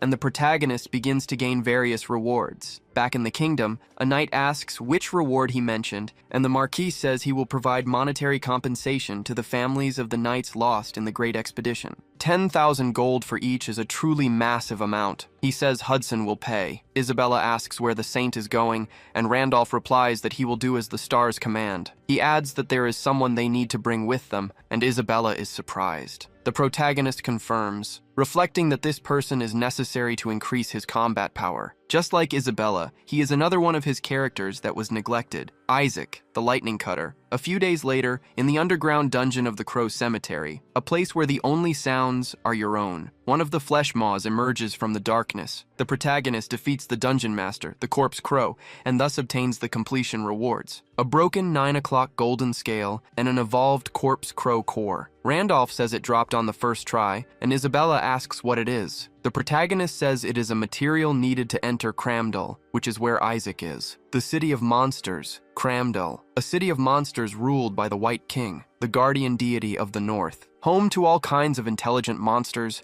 mythical species, and even unknown entities, it is known as an invincible fortress that neither the demon realm nor the rulers of the abyss dare to covet. Normally, no human could set foot there, but the hidden trait gluttony manifests itself. If the protagonist uses the corpse crow's core, it will be a different story. The devouring is complete, and the evolution trait has begun. The powerful miasma from the corpse crow's core is crushed by the giant's resistance and the monarch's heart. The mastery of the evolved trait increases due to the Lord of Wounds, and so the process is completed. The gluttony trait has evolved into King of the Corpse Crows, and when using Corpse Crow Summon, the number of summons varies depending on the amount of sacred power possessed. Randolph thinks he never imagined he could transform so perfectly, and it is far more flawless than a shapeshifter's mimicry. He wonders if this core is the source of the disguise, and it seems the mimicry will be undone if it breaks. The girl asks what happened to his appearance, and Randolph replies that it is the mimicry of a corpse crow. With this appearance, he should be able to enter Cramdal without any problems, and he makes a cawing sound. Isabella asks why he did that, and Randolph does it again, wondering if it is a side effect. The girl replies that he is more committed than she thought, and she is impressed, but Randolph tells her to be quiet and put this on. It is Michella's set. Equipping it grants the wings of a celestial dragon. However, since her appearance apart from the wings will be different from theirs, she will be classified as a draconian. It does not matter, since they are both monsters. He has explained enough. They must leave now, as they have a long journey ahead. A boat sails on the open sea. Isabella wears the set, which adjusts to the user's gender and level. She comments that she never knew it was possible to travel to Cramdal this way, and Randolph says that the star knows all. The girl comments on the monsters aboard the ship. She feels that none of them should be underestimated. Just by looking, she can tell they are level 7 or 8 monsters. It is a miracle that a ship full of such beings is even operating, but Randolph says that only evolved monsters are permitted to enter Cramdal. Monsters with the title of evolved have intelligence comparable to that of a human, and they never cause trouble within the territory. A claw moves in right after. Randolph says that is the rule, and Isabella turns. The level 9 raid monster, the colossal grudge, appears. It announces that it is hungry. Its claw then begins to move, heading toward the boat, but a red light then emanates from the ship. The Medusa's Eye ability activates. The grudge questions its hunger, as it is paralyzed, but it releases the boat an instant later. Isabella questions how a level 9 monster is defeated in a single blow, and Randolph explains it is the ability of Medusa, one of the 4 pillars. No one is permitted to cause disturbances in the territory, and anyone who breaks this rule loses their life, and that is the rule here. That is why, unlike that low-intelligence monster from just now, the evolved never break the rules. A hooded figure apologizes to the passengers, saying an impurity infiltrated Cramdel's territory. He says there is nothing to worry about, so they should please remain calm. They will arrive in Cramdel shortly, so they should please forget the recent unpleasant incident. They hope everyone has a peaceful day from this point forward. Randolph calls to Isabella and says the place they are going is an invincible fortress ruled by monsters, and if their identities are discovered, their lives will be at risk. She must not let her guard down, not even for a second. As an archway comes into view, they are finally in the city of Cramdel. A monster calls out that for the purification of body and mind, they should come to the Compassion Hot Springs, now at half price. She says they need to purify their unstable bodies and promises to serve them with kindness. Isabella says this is very different from what she expected. Randolph wonders what the hell happened. When he was here as Wilhelm just a year ago, it was a desolate place with no hot springs where not even a blade of grass grew. He wants to know what exactly they did here. Isabella asks if she can ask him a question. She wants to know what kind of person this Isaac is, the one they came so far to find. Isaac the Lightning Cutter is a wanted criminal who committed countless crimes across the continent. At a minimum, he robbed nobles or priests from the Order of the Goddess. At worst, he acted as a mercenary in war-torn cities, plundering the supply routes of his own allies. And beyond that, he assassinated key figures in entire cities, froze teleportation gates to unleash monster waves, and was the main culprit behind the annihilation of the mining city. Randolph says that in short, he is the most dangerous man in the history of Pangania, and Isabella comments that he seems quite proud of it. In any case, she now understands that he is someone who does not even act human. Randolph thinks that if he had to make an excuse for his actions back then, it was because he was worried about the declining number of players, and it was a form of protest. Of course, that was because he did not know Pangania was abnormal. He responds that Isaac will be a great addition to their forces, but Isabella says that nonetheless. Now that she knows he is a dangerous individual, if he does anything that even slightly threatens Randolph, she will take his life. Randolph says that is comforting. The girl asks what he looks like. Randolph says he has a lightning bolt scar on his forehead, golden blonde hair like pure gold, and the wings of a celestial dragon just like hers. Just then, in an alley, he sees someone matching that exact description. Isaac says the client does not understand him, insisting that his hot spring is the best and the cheapest. The girl questions if this is really the most dangerous man in Pangania. Isaac shouts that the man is not going home until he visits the hot spring. Isaac then looks to the side. He asks what they are looking for and why they keep staring. He notices the celestial dragon wings on Isabella. Randolph says what a relief, adding that it has been 150 years since he met a dragon in a place like this. Isabella confirms that it has indeed been 150 years. Randolph says this is exciting and they absolutely must catch up. Isaac notes that if they ignore the corpses, that woman over there is obviously human, but her mouth is covered. The eye of Medusa is watching them. Randolph says they had better be careful, and that they will talk for a bit now, in one of the city's alleys. Isaac asks how this bastard knows his name, and Randolph tells him the eyes of Medusa are watching, so it is best not to say anything unnecessary. He tells him not to act tough, because he knows they are in the same boat. Just by having celestial dragon wings, the monsters recognize her as one of their own, but she cannot fool Isaac's eyes. He entered this place using the same method she did, but unlike Isabella, there is a reason his equipment is hidden, while only his wings are visible. He used an equipment invisibility potion to hide his appearance, but it does not matter, since he can clearly see all the equipment Isaac is wearing with his own eyes. He then whispers that no matter how much he hides the Michela set, he cannot fool his eyes, and that he must choose whether to let this go or die like a dog. Isaac pretends to be a half-dragon of his caliber, surprised to see one of his own kind after so long, and feigns an introduction. Randolph suggests they go somewhere else for a proper talk, and Isaac asks where. He then notices something on the ground. He says that a hot spring sounds perfect. At the hot spring, Isaac tells the old man that he brought some customers. He adds that he needs to get 2 rooms for them since they are from out of town and have nowhere else to go. The evolved goblin says he told him not to treat customers this way,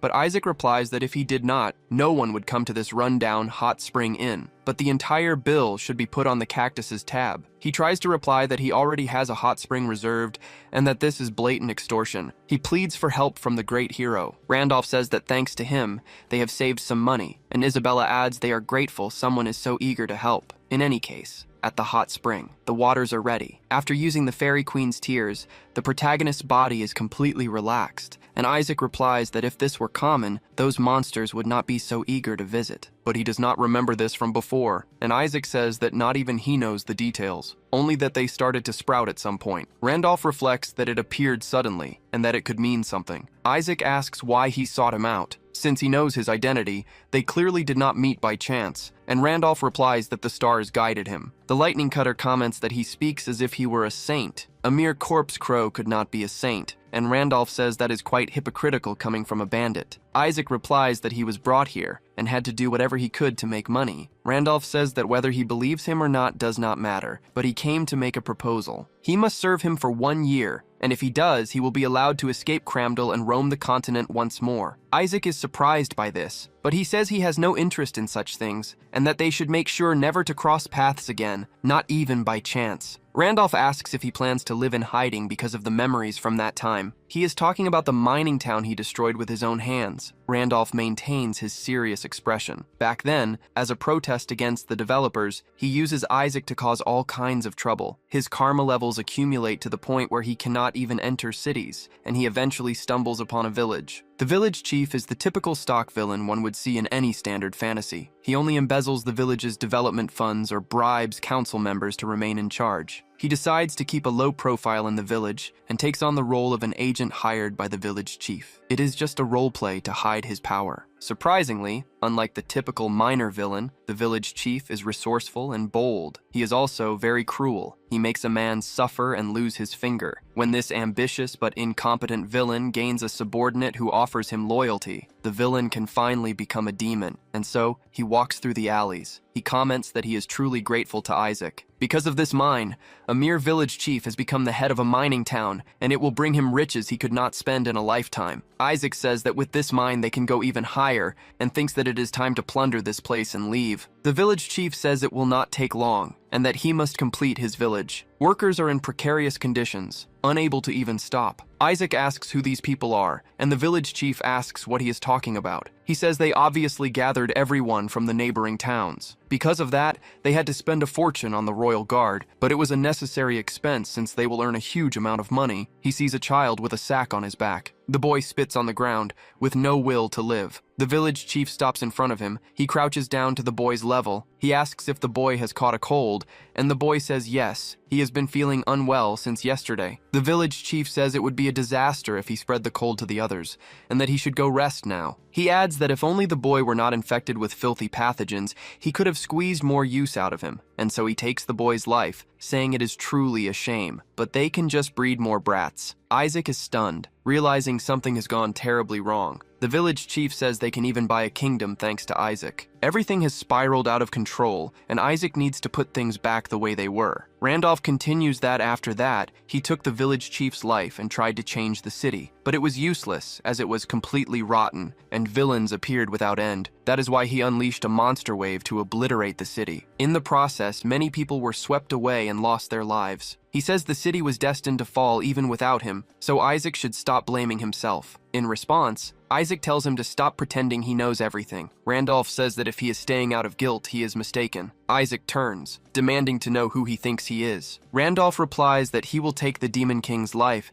and if Isaac wants to redeem himself, he should choose a path that truly helps the world. To do that, he is gathering trustworthy companions who will never betray him. Isaac asks how he can be considered trustworthy. Randolph replies that he trusts him completely, because he knows more about him than he can imagine. The lightning cutter says he does not understand a single thing he is saying. He brushes it aside, wanting to know how a mere king of crows could do such a thing. Randolph says they will make a bet instead of a proposal. This place is a city where superiority is determined by one's status, and he will prove to him in the way of monsters that he is no ordinary crow. Isaac asks what he means. Randolph answers that he is talking about the Tower of Mysteries in Cramdell. He means he will obtain a mystery from there to prove his status. The main mission orders him to obtain a special mystery. A mystery is an effect. In game terms, it is the lights or colors that shine around a character, and in Pangania these traits are called mysteries. While some rare mysteries have special functions or serve as secondary aids for certain skills, they have no real power, except for the mysteries of a guild master or a ruler. In short, they are for decoration. But for monsters, they have another meaning. They symbolize the qualifications of their species, like a lion's mane. Because of this, the higher the grade of the mystery, the higher the monster's status. It can even reach the level of a raid boss monster. Of course, obtaining a good mystery does not mean one's innate abilities become stronger. However, strong monsters usually possess good mysteries. And one of the places to obtain high-level mysteries is the Tower of Mysteries in Cramdell. To prove their status there, countless monsters risk their lives to climb it, and the closer one gets to the top, the higher the grade. Isaac asks if he intends to prove his worth in the Tower of Mysteries. He says that if a mere crow like him tries, he will not last 30 minutes before being torn to pieces. Randolph replies that it would be a shame if that happened. Isaac says that is fine, and he should do as he wishes. The Tower of Mysteries opens in 2 days, and he must prove his status. If he succeeds, Isaac will be his comrade, or even his slave. 2 days later, at the Tower of Mysteries, many monsters then make their way there. Isabella says there are more participants than she expected, and Randolph says that more than half are spectators. He asks if she is sure it is okay not to challenge the tower. Isabella says she already has one. She asks if he wants her to show him. She then releases her aura. Randolph wonders why Isabella has the scale of Jormungandr. He wants to know where she got it. She replies that she had a dream where a giant snake coiled around her, and she gained this mystery afterward, but it has no ability. Randolph wonders if she fulfilled some specific condition while he was neglecting her. The scale of Jormungandr is one of the 32 stars, and it grants the right to find the star that no one has yet discovered. The Desert Queen must have recognized the mystery Isabella possessed.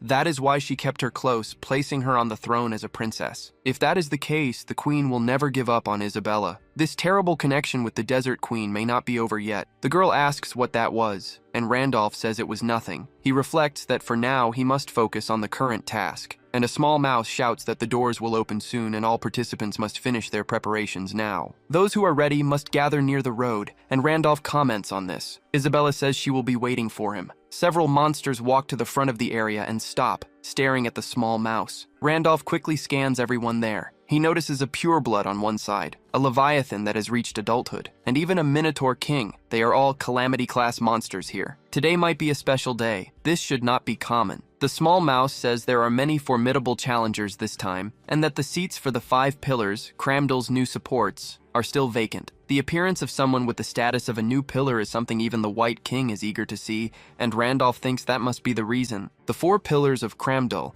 including the Medusa, each one is an opponent that would require a top 30 player on the server to face. Having 4 such monsters is already enough. What are they planning by choosing one more? But a monster behind him tells him to get out of the way. It demands to know how a piece of trash like him dares to challenge the Tower of Mysteries, and Randolph says that is right. The others are surprised by this statement, but they burst into laughter right after. They say if he wants a mystery that suits him, he should go to a convenience store and watch quietly while his kids stay home. It continues, saying he does not know his place, and that one must be at least a high-level beast to challenge this place. He may have been born a little stronger than the other corpse crows, but he is still just a crow, and this is no place for low-level species.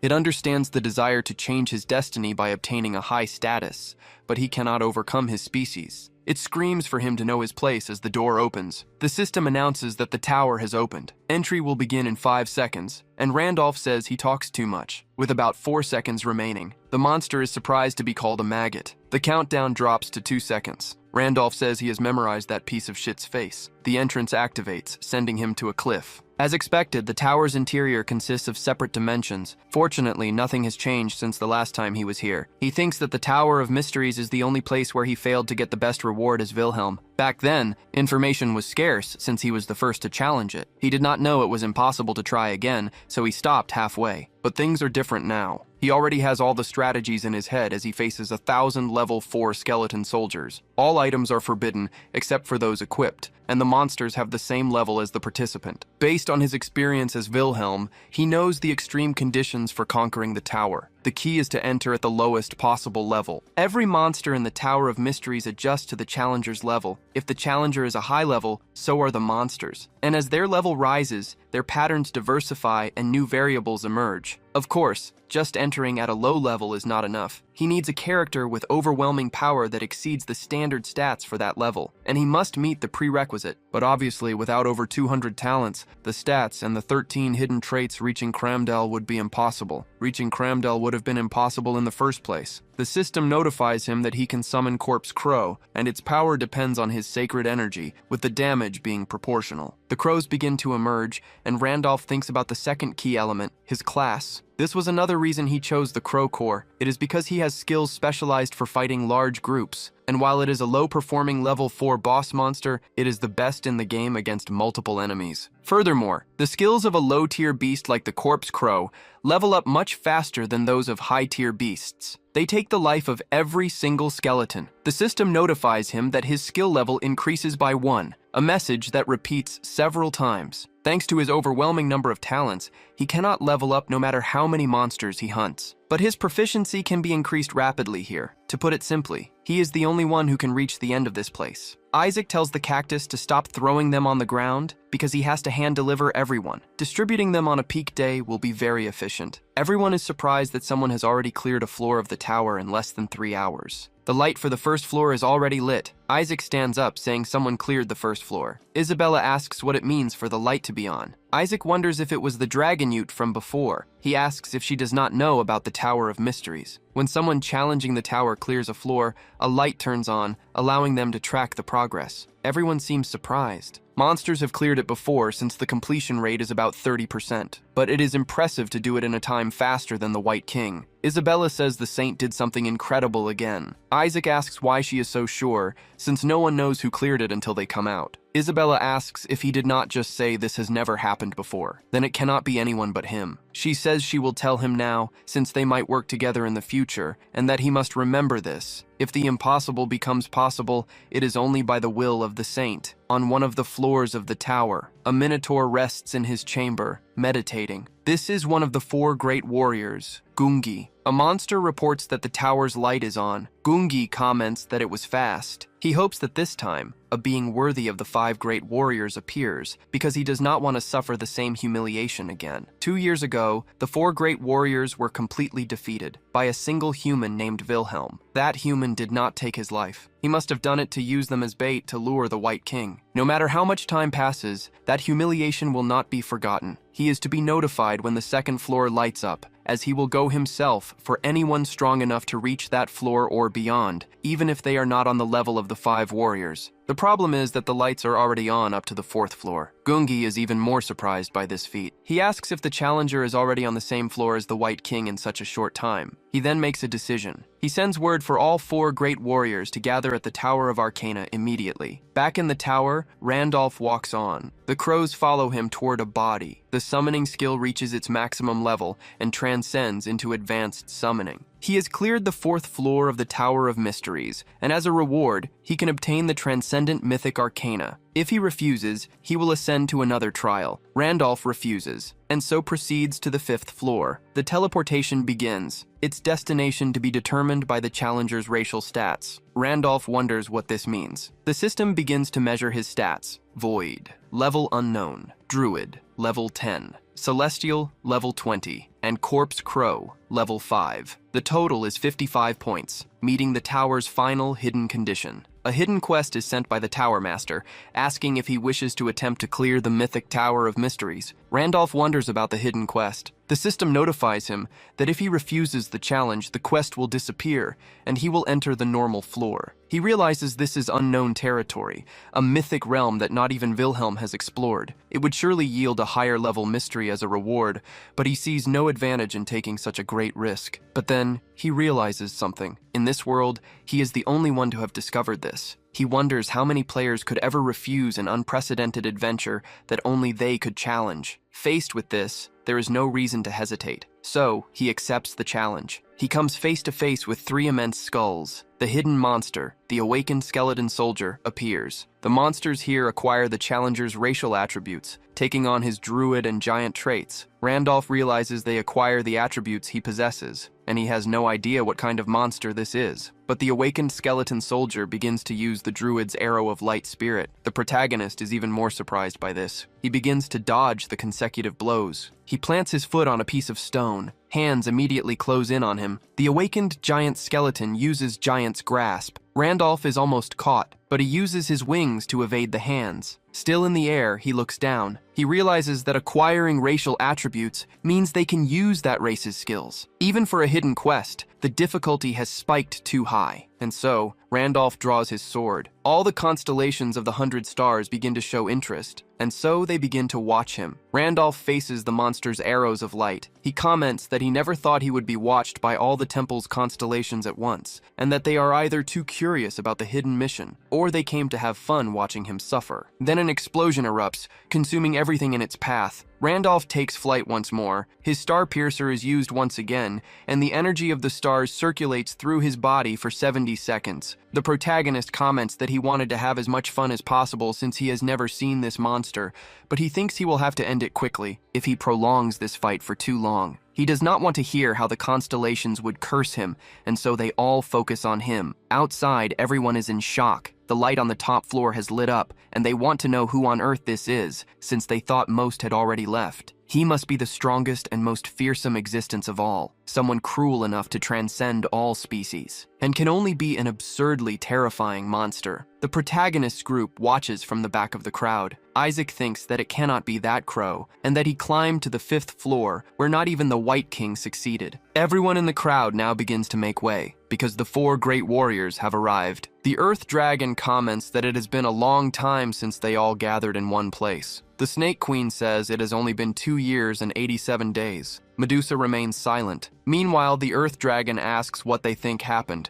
and Gungi says he is not sure either. But there is a monster challenging the final floor that not even the White King could reach. He does not believe anything in this world is stronger than the White King or Wilhelm, but perhaps someone who rivals them both has appeared. Then the absolute rules of Cramdal could become irrelevant. With that, they will have to welcome this being, whether as an ally or an enemy. Suddenly, a pressure hits everyone there. A voice asks if they were waiting for him, the one who will be the new great warrior. The 2 are surprised by this. The 4 say it is not this guy, while the snake begins to gloat. Gungi asks if there is still a species of monster that has not come out. Suddenly, a foot is placed outside. The snake says her Mist Dragon Arcana was worthy, but Randolph calls her a worm. He then turns around, and the protagonist tells her to get out of his way, because he is going to count to 3. He finishes the count as he touches her. The Mist Dragon Arcana is destroyed. That worm asks what that was. Gungi is also surprised by this feat. Randolph says he will definitely remember him, and that his Arcana is Eternal Randolph, which surpasses all specifications and grants various advantages. It can also destroy lower-level mysteries, limited to 1 per target. The results of the main mission begin to calculate, with the constellations granting enhancements. The protagonist finally levels up. A waterfall continues to flow. A man sits on a giant rock. He comments that he smells an interesting scent, an aroma he has never encountered before. The White King says this is very interesting. He clears the 5th floor of the Tower of Mysteries. The indomitable challenger's choice is admirable, and he has earned the achievement of a challenger who became a myth. More skeletons then rise from the ground. His fame increases by 500, and the tower promises his challenge will be recorded for all eternity. All the constellations doubt his feat and face the supreme mystery with trembling. He acquires a scale fragment with 300 hours and can choose 1 reward from 100 options. Randolph thinks they have been replaced, and there is no way to know which ones are real. More importantly, the ability to destroy an opponent's mystery is insane, and it even added a hidden trait, an arcana with no color, no scent, and no form. He cannot see it, but he can definitely feel it.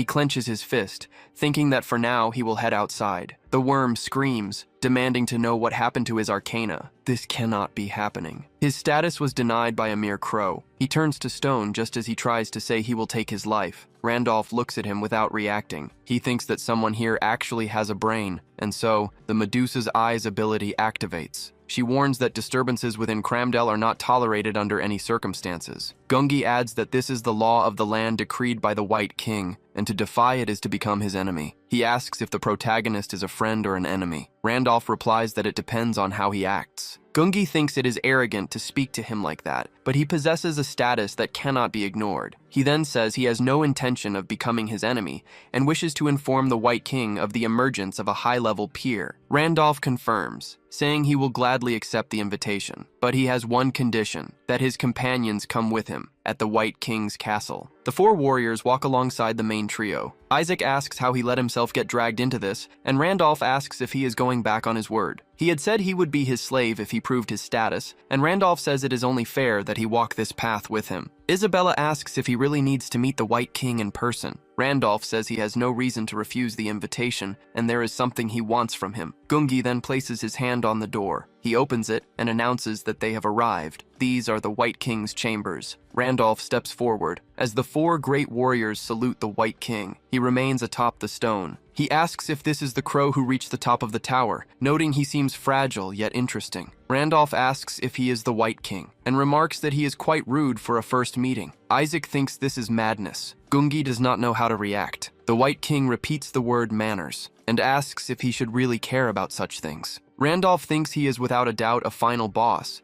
and that without his hidden traits, the pressure would have already stopped his heart. Monsters in Pangania can level up like players, gaining experience by taking lives, but the difference is that they have no limit. Leveling up is not easy since they are always risking their lives, but theoretically, they can level up indefinitely if they survive. A level 11 monster is equivalent to a 1-star transcendent player, and a level 12 is as powerful as a 2-star. And the White King standing before him now emanates a pressure that terrifies everyone in the room. That aura rushes towards the protagonist. It makes even the surrounding sea tremble. The giant's anti-demon energy activates, as does the heart of the Iron Monarch. This protects the protagonist from harm. The Tiger King is level 15, and with Wilhelm and the Demon King gone, he is the absolute ruler of this world. He needs to be careful since a single breath from the king could tear him to pieces right now. He swallows hard nonetheless. He says it is basic etiquette to show respect to a guest. Isaac notices that he has not backed down one bit in the face of the White King's aura. The bull thinks he knew the man was not ordinary, but he never imagined he would not hesitate under such immense pressure. Perhaps he is as powerful as the White King. The tiger breaks into a smile. He then bursts into laughter. He comments that Randolph is a strange fellow, and that he understands why the four great warriors brought him here. Randolph thinks that it worked. The White King he knows never pays attention to anything that does not interest him, is possessive of what is his, and is a fierce spirit driven by pure instinct. In the past, the tiger said that at this rate, nothing would be left of Cramdell. He said it was a shame, but they had to stop the fight there, as it would be a problem if his home were destroyed. Wilhelm replies that this is not his home, and the White King answers that he truly has no sense of etiquette. He then lets out a laugh. He throws his tooth,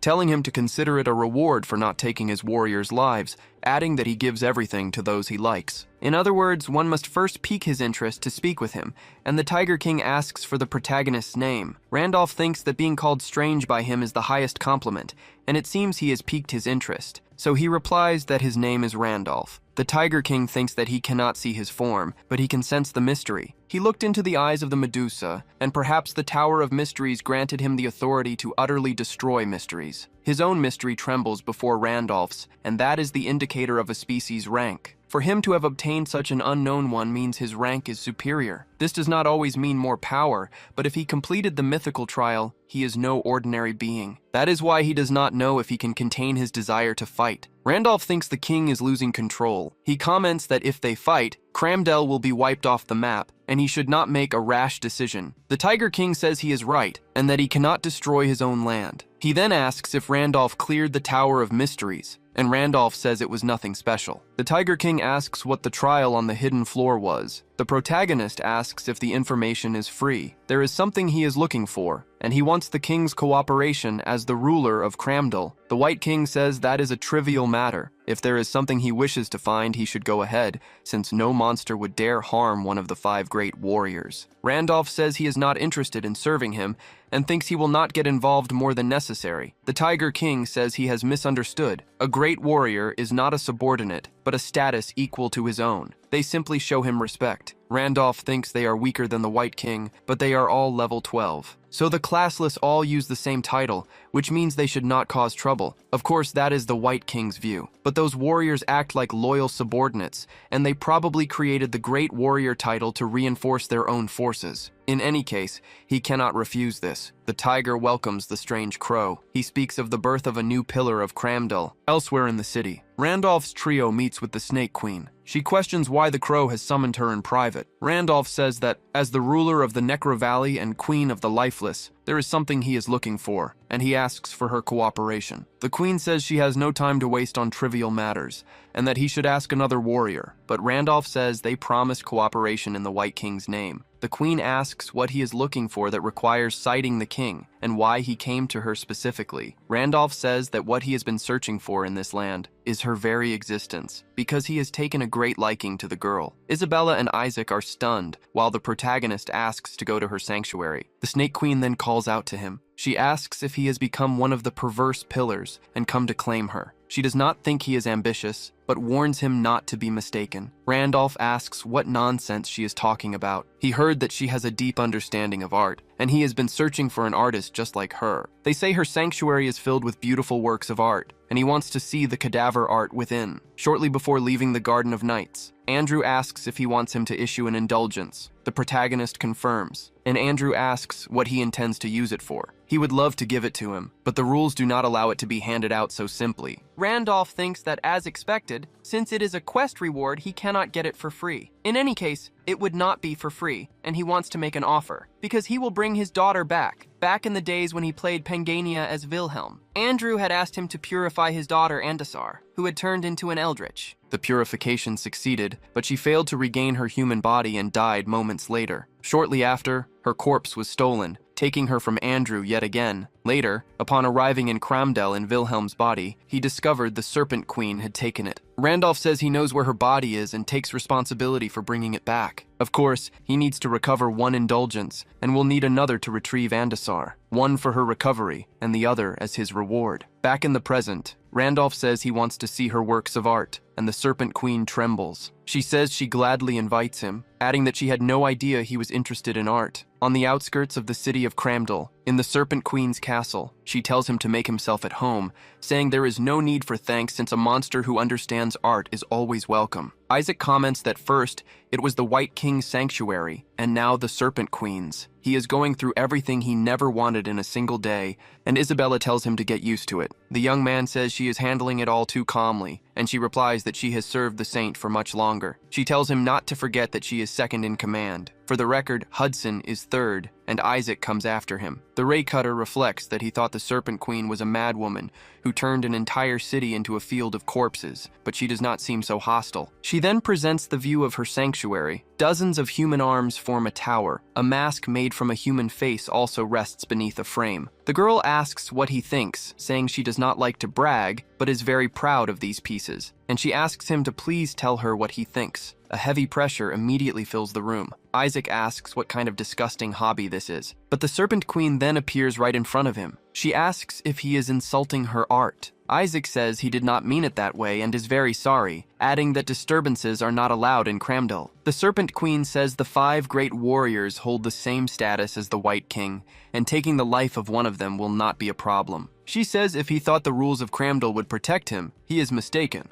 But Randolph interrupts, saying the art of a master is always difficult for common minds to comprehend. He says he feels how her art resonates deep within his heart. He says it is only natural that an ignorant fool cannot understand. He tells her to ignore the idiot and present her works. The Serpent Queen turns, asking if he really means it, and she will present them right away. Isaac immediately shrinks in fear. The Serpent Queen shows him leather made from the skin of humans who invaded Cramdal, explaining she tried to preserve the colors of the blood. Now for what she is about to show him next. Randolph asks what it is. She replies that this piece is still unfinished, but he can have a look. She then opens the curtains for him. She then answers that it is the body of an eldritch she acquired by chance. She is trying to make a Dullahan with this rare body, and Randolph thinks he has finally found Andasar. The girl comments that the material is like an unattainable prize and simply will not stabilize. She can only create art from fully purified corpses, but for some reason its state of frenzy does not disappear. If she even tries to work on it, the energy spirals out of control like this. That is why she calls it an unattainable prize, and wonders what good a material she cannot use is. Randolph asks if she could give it to him, since she is not going to use it. She says that if he can handle a corpse that even she could not manage, she would give it to him gladly, so the protagonist moves his hand. He thinks that the reason the Serpent Queen could not stabilize it is because Andasar is no ordinary corpse. She is an anomaly, something between human and monster. The evil deeds she committed as an eldritch must have accumulated as suppression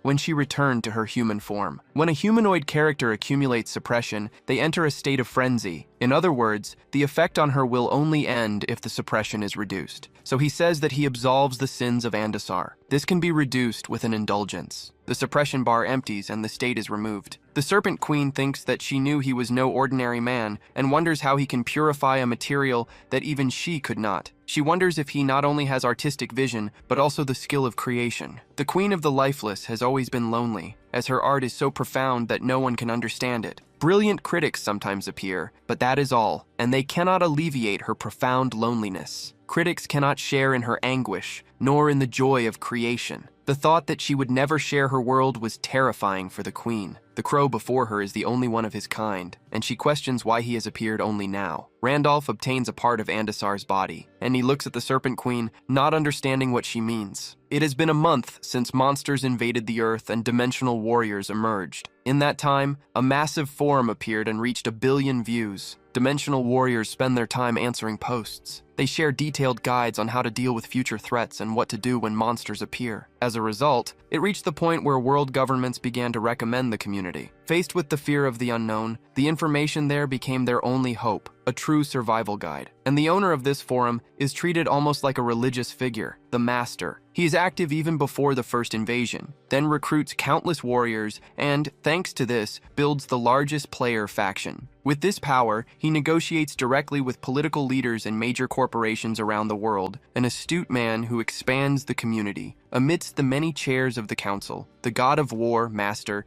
is also one of the 8 heroes. Black Star, the Lightning Emperor, asks if Gracia has not returned. The Nine-Tailed Fox says they did not come to America for nothing. Banhee tells them not to worry about her, since it is not the first time she has disappeared without warning. Lucifer says the important thing now is the Randolph they suspect is Wilhelm, who has messed up the rankings again. Maxime questions if they are just going to let him do whatever he wants. Master replies that sooner or later they will deal with him, but first of all, they need to prepare for the true invasion that is about to begin. If the previous invasions were just scouts from another dimension, the moment the dimensional rift opens, the real war will begin. When that happens, people will realize that neither the police nor the army can protect them, and that the only ones who can save them are the players. From now on, people will not follow corporations or governments, but the players. Soon, the world will change. The collapse is at 9.1%, and when it reaches 10%, the first wall will break. Back in the castle, the Serpent Queen asks what kind of magic he used,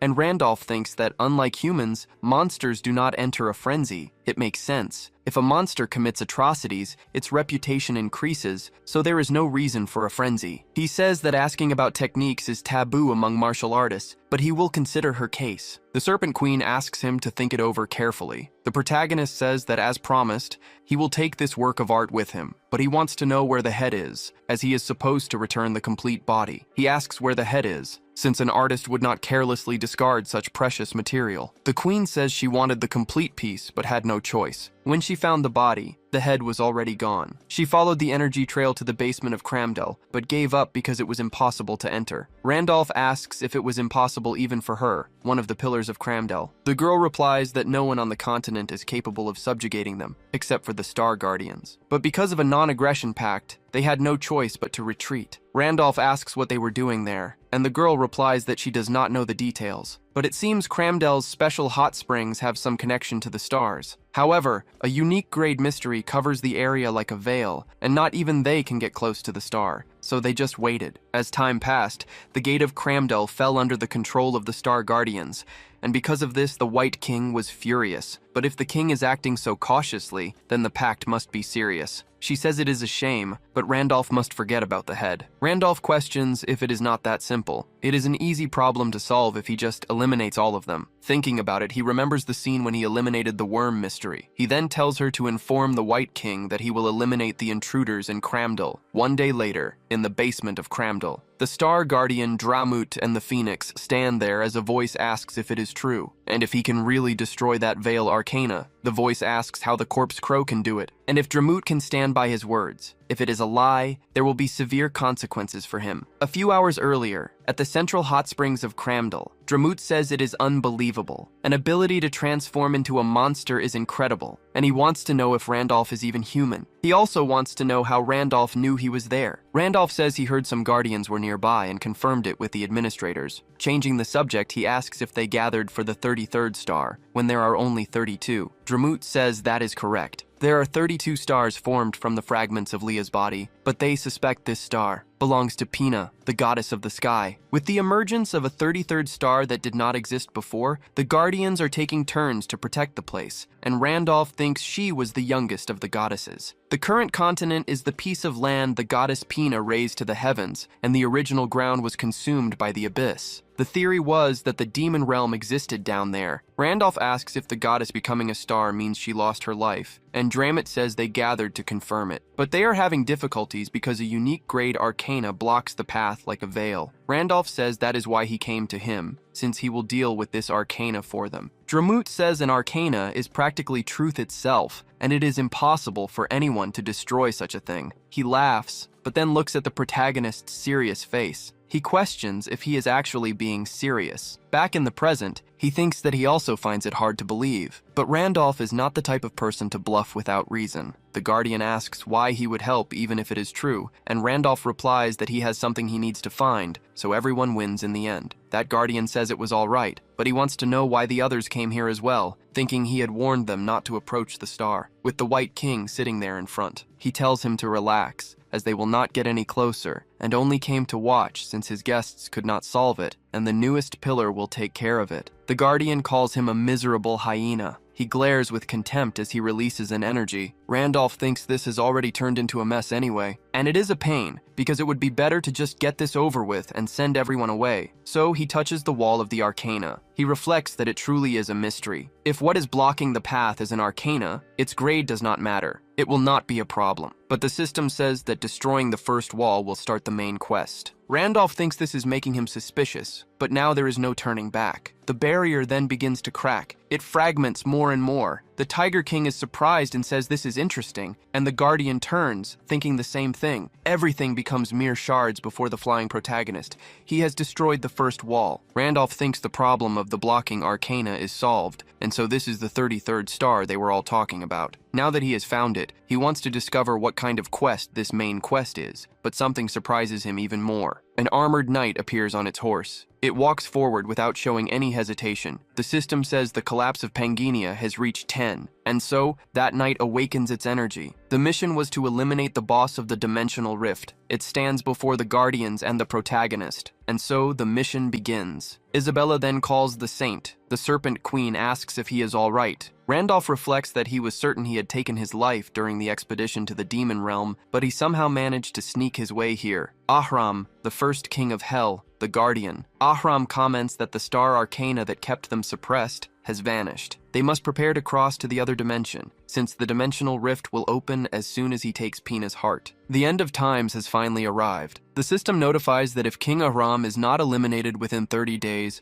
all rifts will open and ruin will appear. The people of planet Earth look to the sky, wondering what that is, and what is going to happen. A secretary shouts to the master that the collapse rate has finally reached 10%, and it seems the first rift is about to open. He pleads for him to give the orders, but the master says there is no reason to rush. It is impossible for a demon king to appear in the very first rift, so their preparations are more than enough. Not until this city drowns in tears of blood. and when they beg for the players to save them, that will be the moment they spring into action. The world will belong to the players, but the system notifies that the mission is already in progress, with its progress increasing every second. The master thinks that the rift has not even opened yet, but a raid is already underway, and he wants to know what the hell is happening. Back in Pangania, the progress is at 17% as Aram is struck by the Guardian of the Stars once again. Ahram says this is impossible, and questions how he could be defeated so easily. To be so powerless, his reign of chaos is already over. In Pangania, there are 3 beings widely known as the strongest: the Demon King, the White King, and Wilhelm, and there are even jokes that only these 3 could take each other's lives. However, this premise is limited to the existing races in Pangania,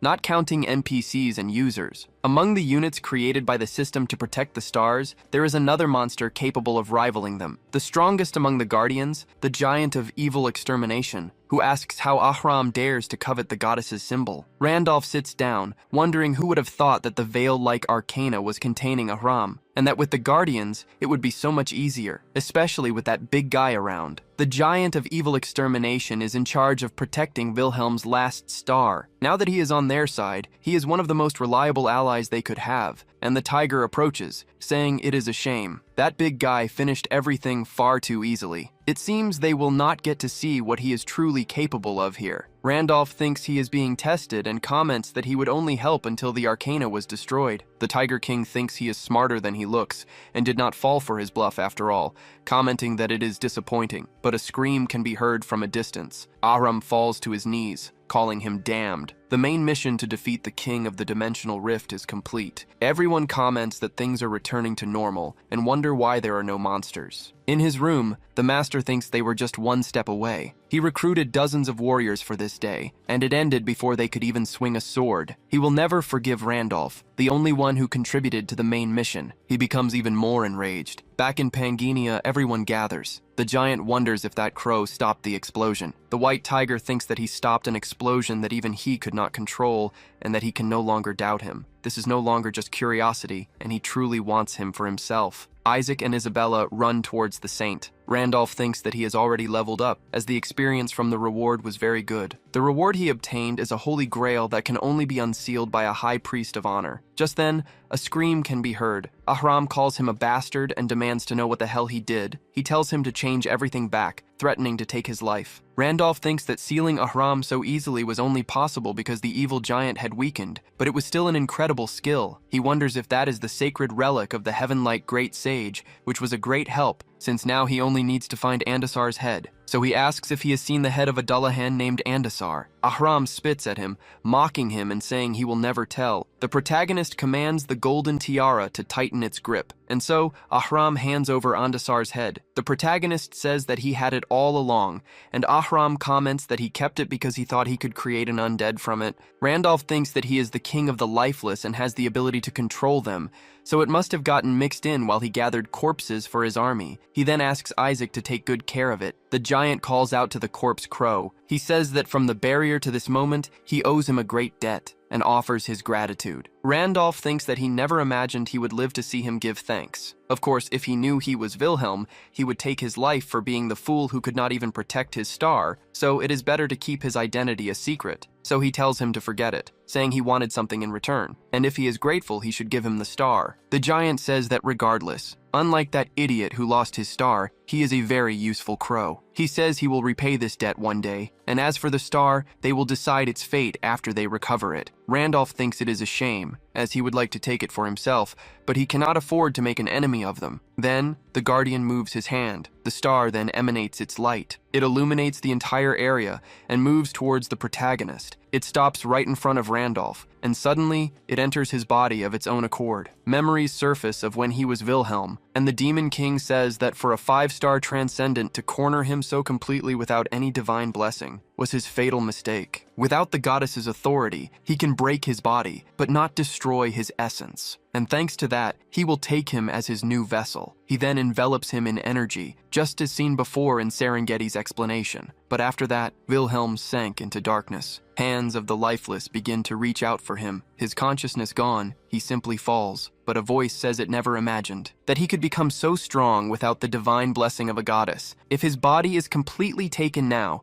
not just this this world, but all connected dimensions could crumble from the destruction. So she begs that being. The being beyond the rift connected to the Night King. All she can do now is trade her life for a fleeting moment, and she prays for him to return to this place one more time. And so he is consumed by the goddess, continuing the outcome we saw before. Some return for their own desires, others because of their bonds, and some for their own goals. They all return for different reasons, and still she hopes that he, at least, is always someone who loves Pangania. And so the Demon King wishes for Pina to lose her life. Back in the present, Isabella asks if he is awake. Randolph thinks that this is the goddess's memory. The Guardian comments that he was chosen, that just now was Pina's star, and it means she chose him. The twin goddesses are one, which means they are family now, and the Tiger King says that is just nonsense. He says he must not try any tricks with the 5 great warriors. The giant says that the moment the star recognized him, he became a guardian, and it is impossible for a mere wretch like him to nullify the goddess's authority. The tiger says it does not matter, and what matters now is that he has decided he wants this. Isaac asks if they should leave quickly, and Isabella says things seem to have gotten complicated, until a voice calls out to the protagonist. The Cobra Queen says he should be by her side. Dramet calls out to his master, telling him to come over immediately because it is dangerous there. Meanwhile, the Guardian and the White Tiger begin to fight each other. Randolph says they are just talking crap and wants to know why they are deciding his future. The White Tiger King says he already agreed to become a great warrior. And the giant says that being a guardian is his destiny. Randolph says that if they really want to take him, then they must show which side offers the greater benefit. Back at the Tiger King's castle, he says it is ridiculous, and he cannot believe he is bargaining for a seat among the great warriors. Randolph says that if he does not like it, he should walk away,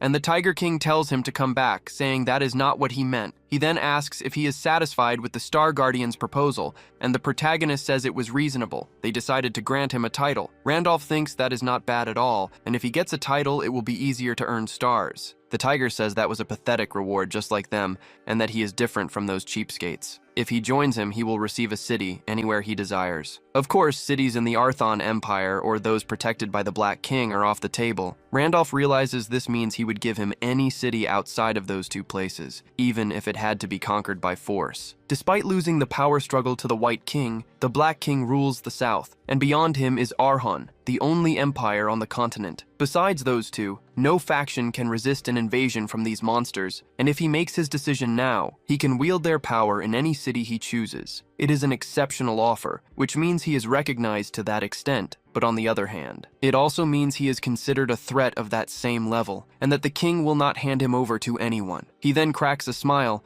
thinking the negotiations are over. If he hesitates any longer, he will lose their trust. So he accepts his offer. After he accepts the White King's proposal, things move quickly. The king officially announces him as a warrior, making him a member of Cramdal. Things will likely get awkward with the Star Guardians, but he decides not to worry about that today. Finally, Andasar's body, his original objective, is delivered by the Serpent Queen, and preparations are made to return it to Andrew. Randolph says this is too much, and they did not need to see him off personally, but the White King says it is nothing. He hopes Randolph settles his business quickly so they can meet again. Randolph turns away, but the system notifies him that he has received the White King's recognition, activating the teleport with the authority of one of the 5 great warriors. He announces that he is leaving, as the system increases his honor for the achievement. He then moves to the designated point in the Garden of Knights, in the middle of all that desolate land. Isaac says he is human after all, and Randolph replies that nothing changes, and he should not forget his promise to serve him for a year. Isabella says that speaking of which, she wants to know where he put Ahram. Randolph pulls out a strand of hair. He says he stored him away for a while because he was making too much noise,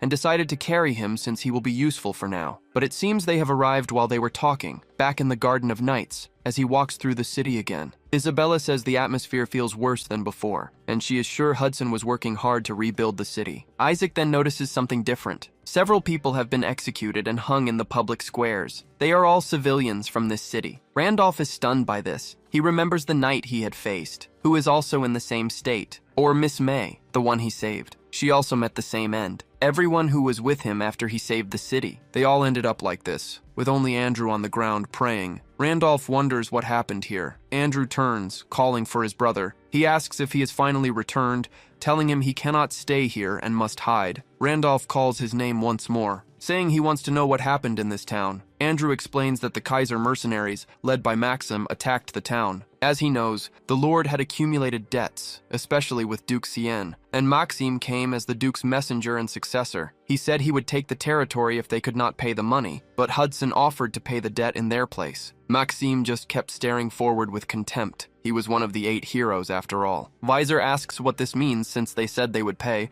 but Maxim asks what he is talking about. The person Duke Cien lent the money to was the Lord, not the merchant, so he still has not received his money back. Hudson asks how he can say something so absurd. Visor realizes that his goal from the very beginning was to take the territory, so he puts his hand on his sword, telling him to get his filthy ass out of there. All the knights draw their swords, and he says, "This is a monument dedicated to the heroes who gave their lives to protect their loved ones. A monument for heroes, not something he can just touch however he pleases." Maxim says that is strange, and asks if there have always been so many heroes. As far as he knows, there are no heroes outside of the 8. Then he releases his energy. Back in the present, Andrew says that before he even knew what was happening, the battle was already over. Although the knights and townspeople fought with all their might, they were no match. After it was all over, he heard that the only reason there was no loss of life was thanks to Mr. Hudson, who knelt before Maxim, saying that if it is money they want, he will pay, but asks them to stop. Maxim asks what has gotten into him, since he already said his duke does not need money. Hudson says that is not what he meant, and that he will double the principal amount as long as he is given 30 more days. Maxim is surprised by this and says it sounds tempting, but he calls him an idiot, since he could just take everything anyway, and asks why he would accept. And if he does this, he doubts a piece of trash like him could resist. Maxim asks if he feels like handing over the money now. Hudson says he's getting it wrong. He is a merchant. There are times he pays for a deal, but he would rather lose his life than simply hand over his money for free. Just 30 days for their lord to return. For 30 days, no one will lay a finger on anyone, not even on Saragenti. That is his only condition for the deal. Andrew says his brother must tell him if they truly are heroes who dedicated themselves to the continent and to humanity, but Randolph is consumed by rage. The star inside him shines even brighter, making his heart pound with so much rage. The heart of the Iron Monarch allows the emotion of wrath to persist, as it is a matter worthy of a monarch's fury. The mission of the iron-blooded monarch begins, in front of a gigantic castle. A mercenary comments that he is incredibly bored, and his colleague replies that they are stuck here for a whole month because of the captain. It is orders, but maybe they will get a reward later. Then he notices something. Randolph approaches them alone. The guards wonder what that is. One orders him to stop, demanding to know who he is, since he does not look like he is from the city, and no resident would be crazy enough to walk near them. He asks why he is snooping around. Randolph simply asks where Maxim is. The mercenary asks if the captain is his friend, adding that he must have a death wish to speak of him that way. But his neck is struck before he can finish the sentence. He begs for help, but Randolph does not stop. His colleague shouts, asking if he has any idea who they are. Randolph says he will ask one last time where Maxim is. The mercenaries begin to gather outside now that the first guards have been eliminated. They shout for everyone to get there as he is on the first floor, and that they must take his life at once. Randolph draws his sword as he advances. He takes the life of every man in his path. He finishes off a bald man without taking a single hit. Then he easily lands a punch to his face. The soldiers keep advancing on him, but they all fall before him, unable to resist. Randolph continues on his way after taking all their lives. His face remains a serious mask of anger. He reaches the second floor of the castle. He looks at the room before him. Meanwhile, a few bandits lurk behind him. Finally, he crosses the room. A bandit tries to strike with his axe, but he is cut down in a fraction of a second. He is thrown aside, leaving only one more. Terrified, he too is struck by the sword. One of the mercenaries is stunned by all of this. He begs to be spared and screams his captain's name, but Randolph takes his life before he can finish, until Maxim appears behind him. He attempts a slash, but Randolph dodges it. He then grabs him by the shirt and slams Maxim into the ground with force. Randolph points his sword at him, plunging it into his mouth once more. The scene is bathed in blood, but Maxim is still alive,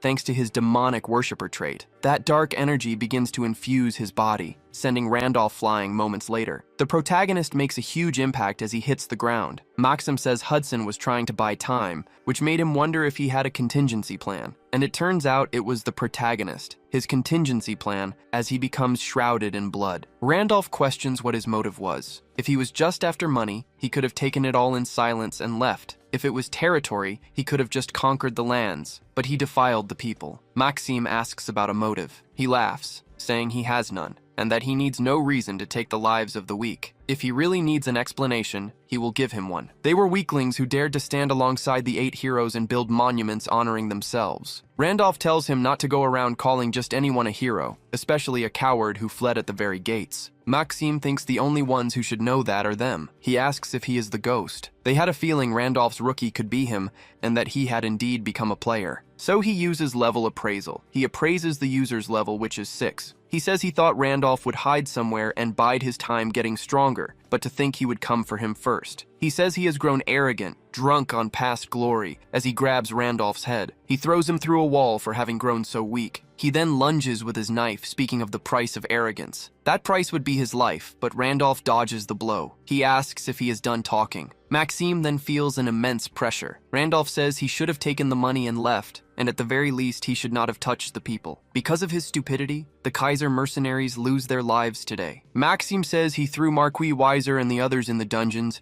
and they might just drop dead before Randolph can finish him off. But Randolph says that will not happen. Weiser is looking out the window. Randolph explains that he sent trustworthy people there. He then activates Star Pierce, which will circulate through his body for 70 seconds, and tells Maxime, the fugitive, that this time he will not be able to escape. He was an ordinary human being. Not brilliant, but he never wanted for anything. Perfectly average. He was simply born, he worked, and he carried on that way. And even if he lost his life and vanished, he was such an ordinary human being that it would make no difference at all. And that fact did not change inside the game. Then one day, he became a player. Maxime wonders what this is. There was no way an ordinary human like him could enter the game and get involved in battles, much less complete main quests, while he hid in this world, unable to log out. That thing appeared before him, a demon, a race that exists only in the lore of Pangania, a class unobtainable by users, a stroke of luck that only one player could possess. The day he seized that opportunity, he became special and earned his fortune, until Wilhelm asks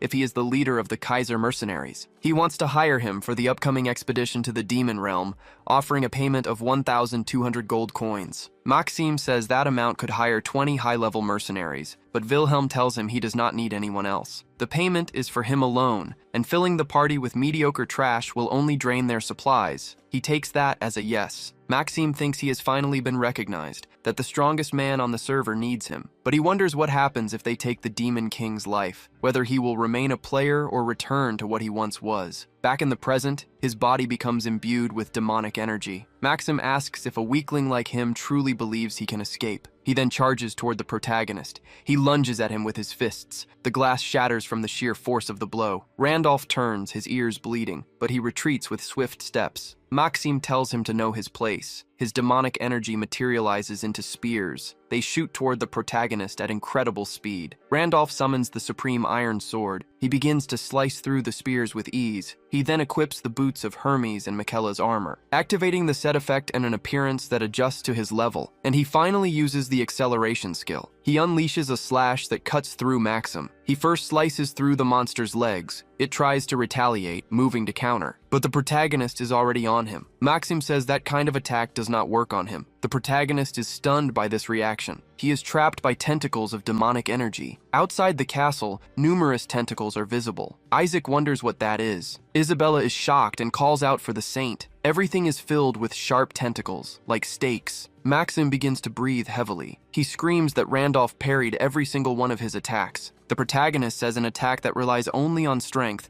with no feints to create openings or precision to hit blind spots, will not work. Maxime charges forward, telling him to shut his mouth, saying he was just busy running away from him like a fly. Randolph says he just was not sure if he could end it yet, and did not think his level was so low. He pulls Maxime's head back, asking if he has ever fought someone on his level. Maxime tells him not to speak with such arrogance, insisting he is not inferior even to those guys. But the protagonist says he is weak and advances once more, cutting him in two, and then again and again, relentlessly. He continues until only a small piece is left. Maxime is stunned by this. The protagonist says he has found the demonic heart. Maxime thinks that he needs to recover his body right away, but Randolph impales it on his sword, asking if this is all he got for selling his soul to the devil. Maxime begs him to wait, admitting that he is lost. He apologizes for what happened during the expedition, saying he only did it because he was afraid of losing this power. He says that if Randolph spent so much time on a hopeless game like this, he must have been a nobody in reality, so he should understand how he feels. Randolph says he has gone too far to be forgiven and that he has taken too many lives. Maxime argues they were just NPCs, not even players. Randolph says they were just like them. They feel pain and sadness just the same. As the two who entered this world as players, they both know they are no longer just NPCs. It is time for Maxim to pay for his crimes. The system warns that his abilities will disappear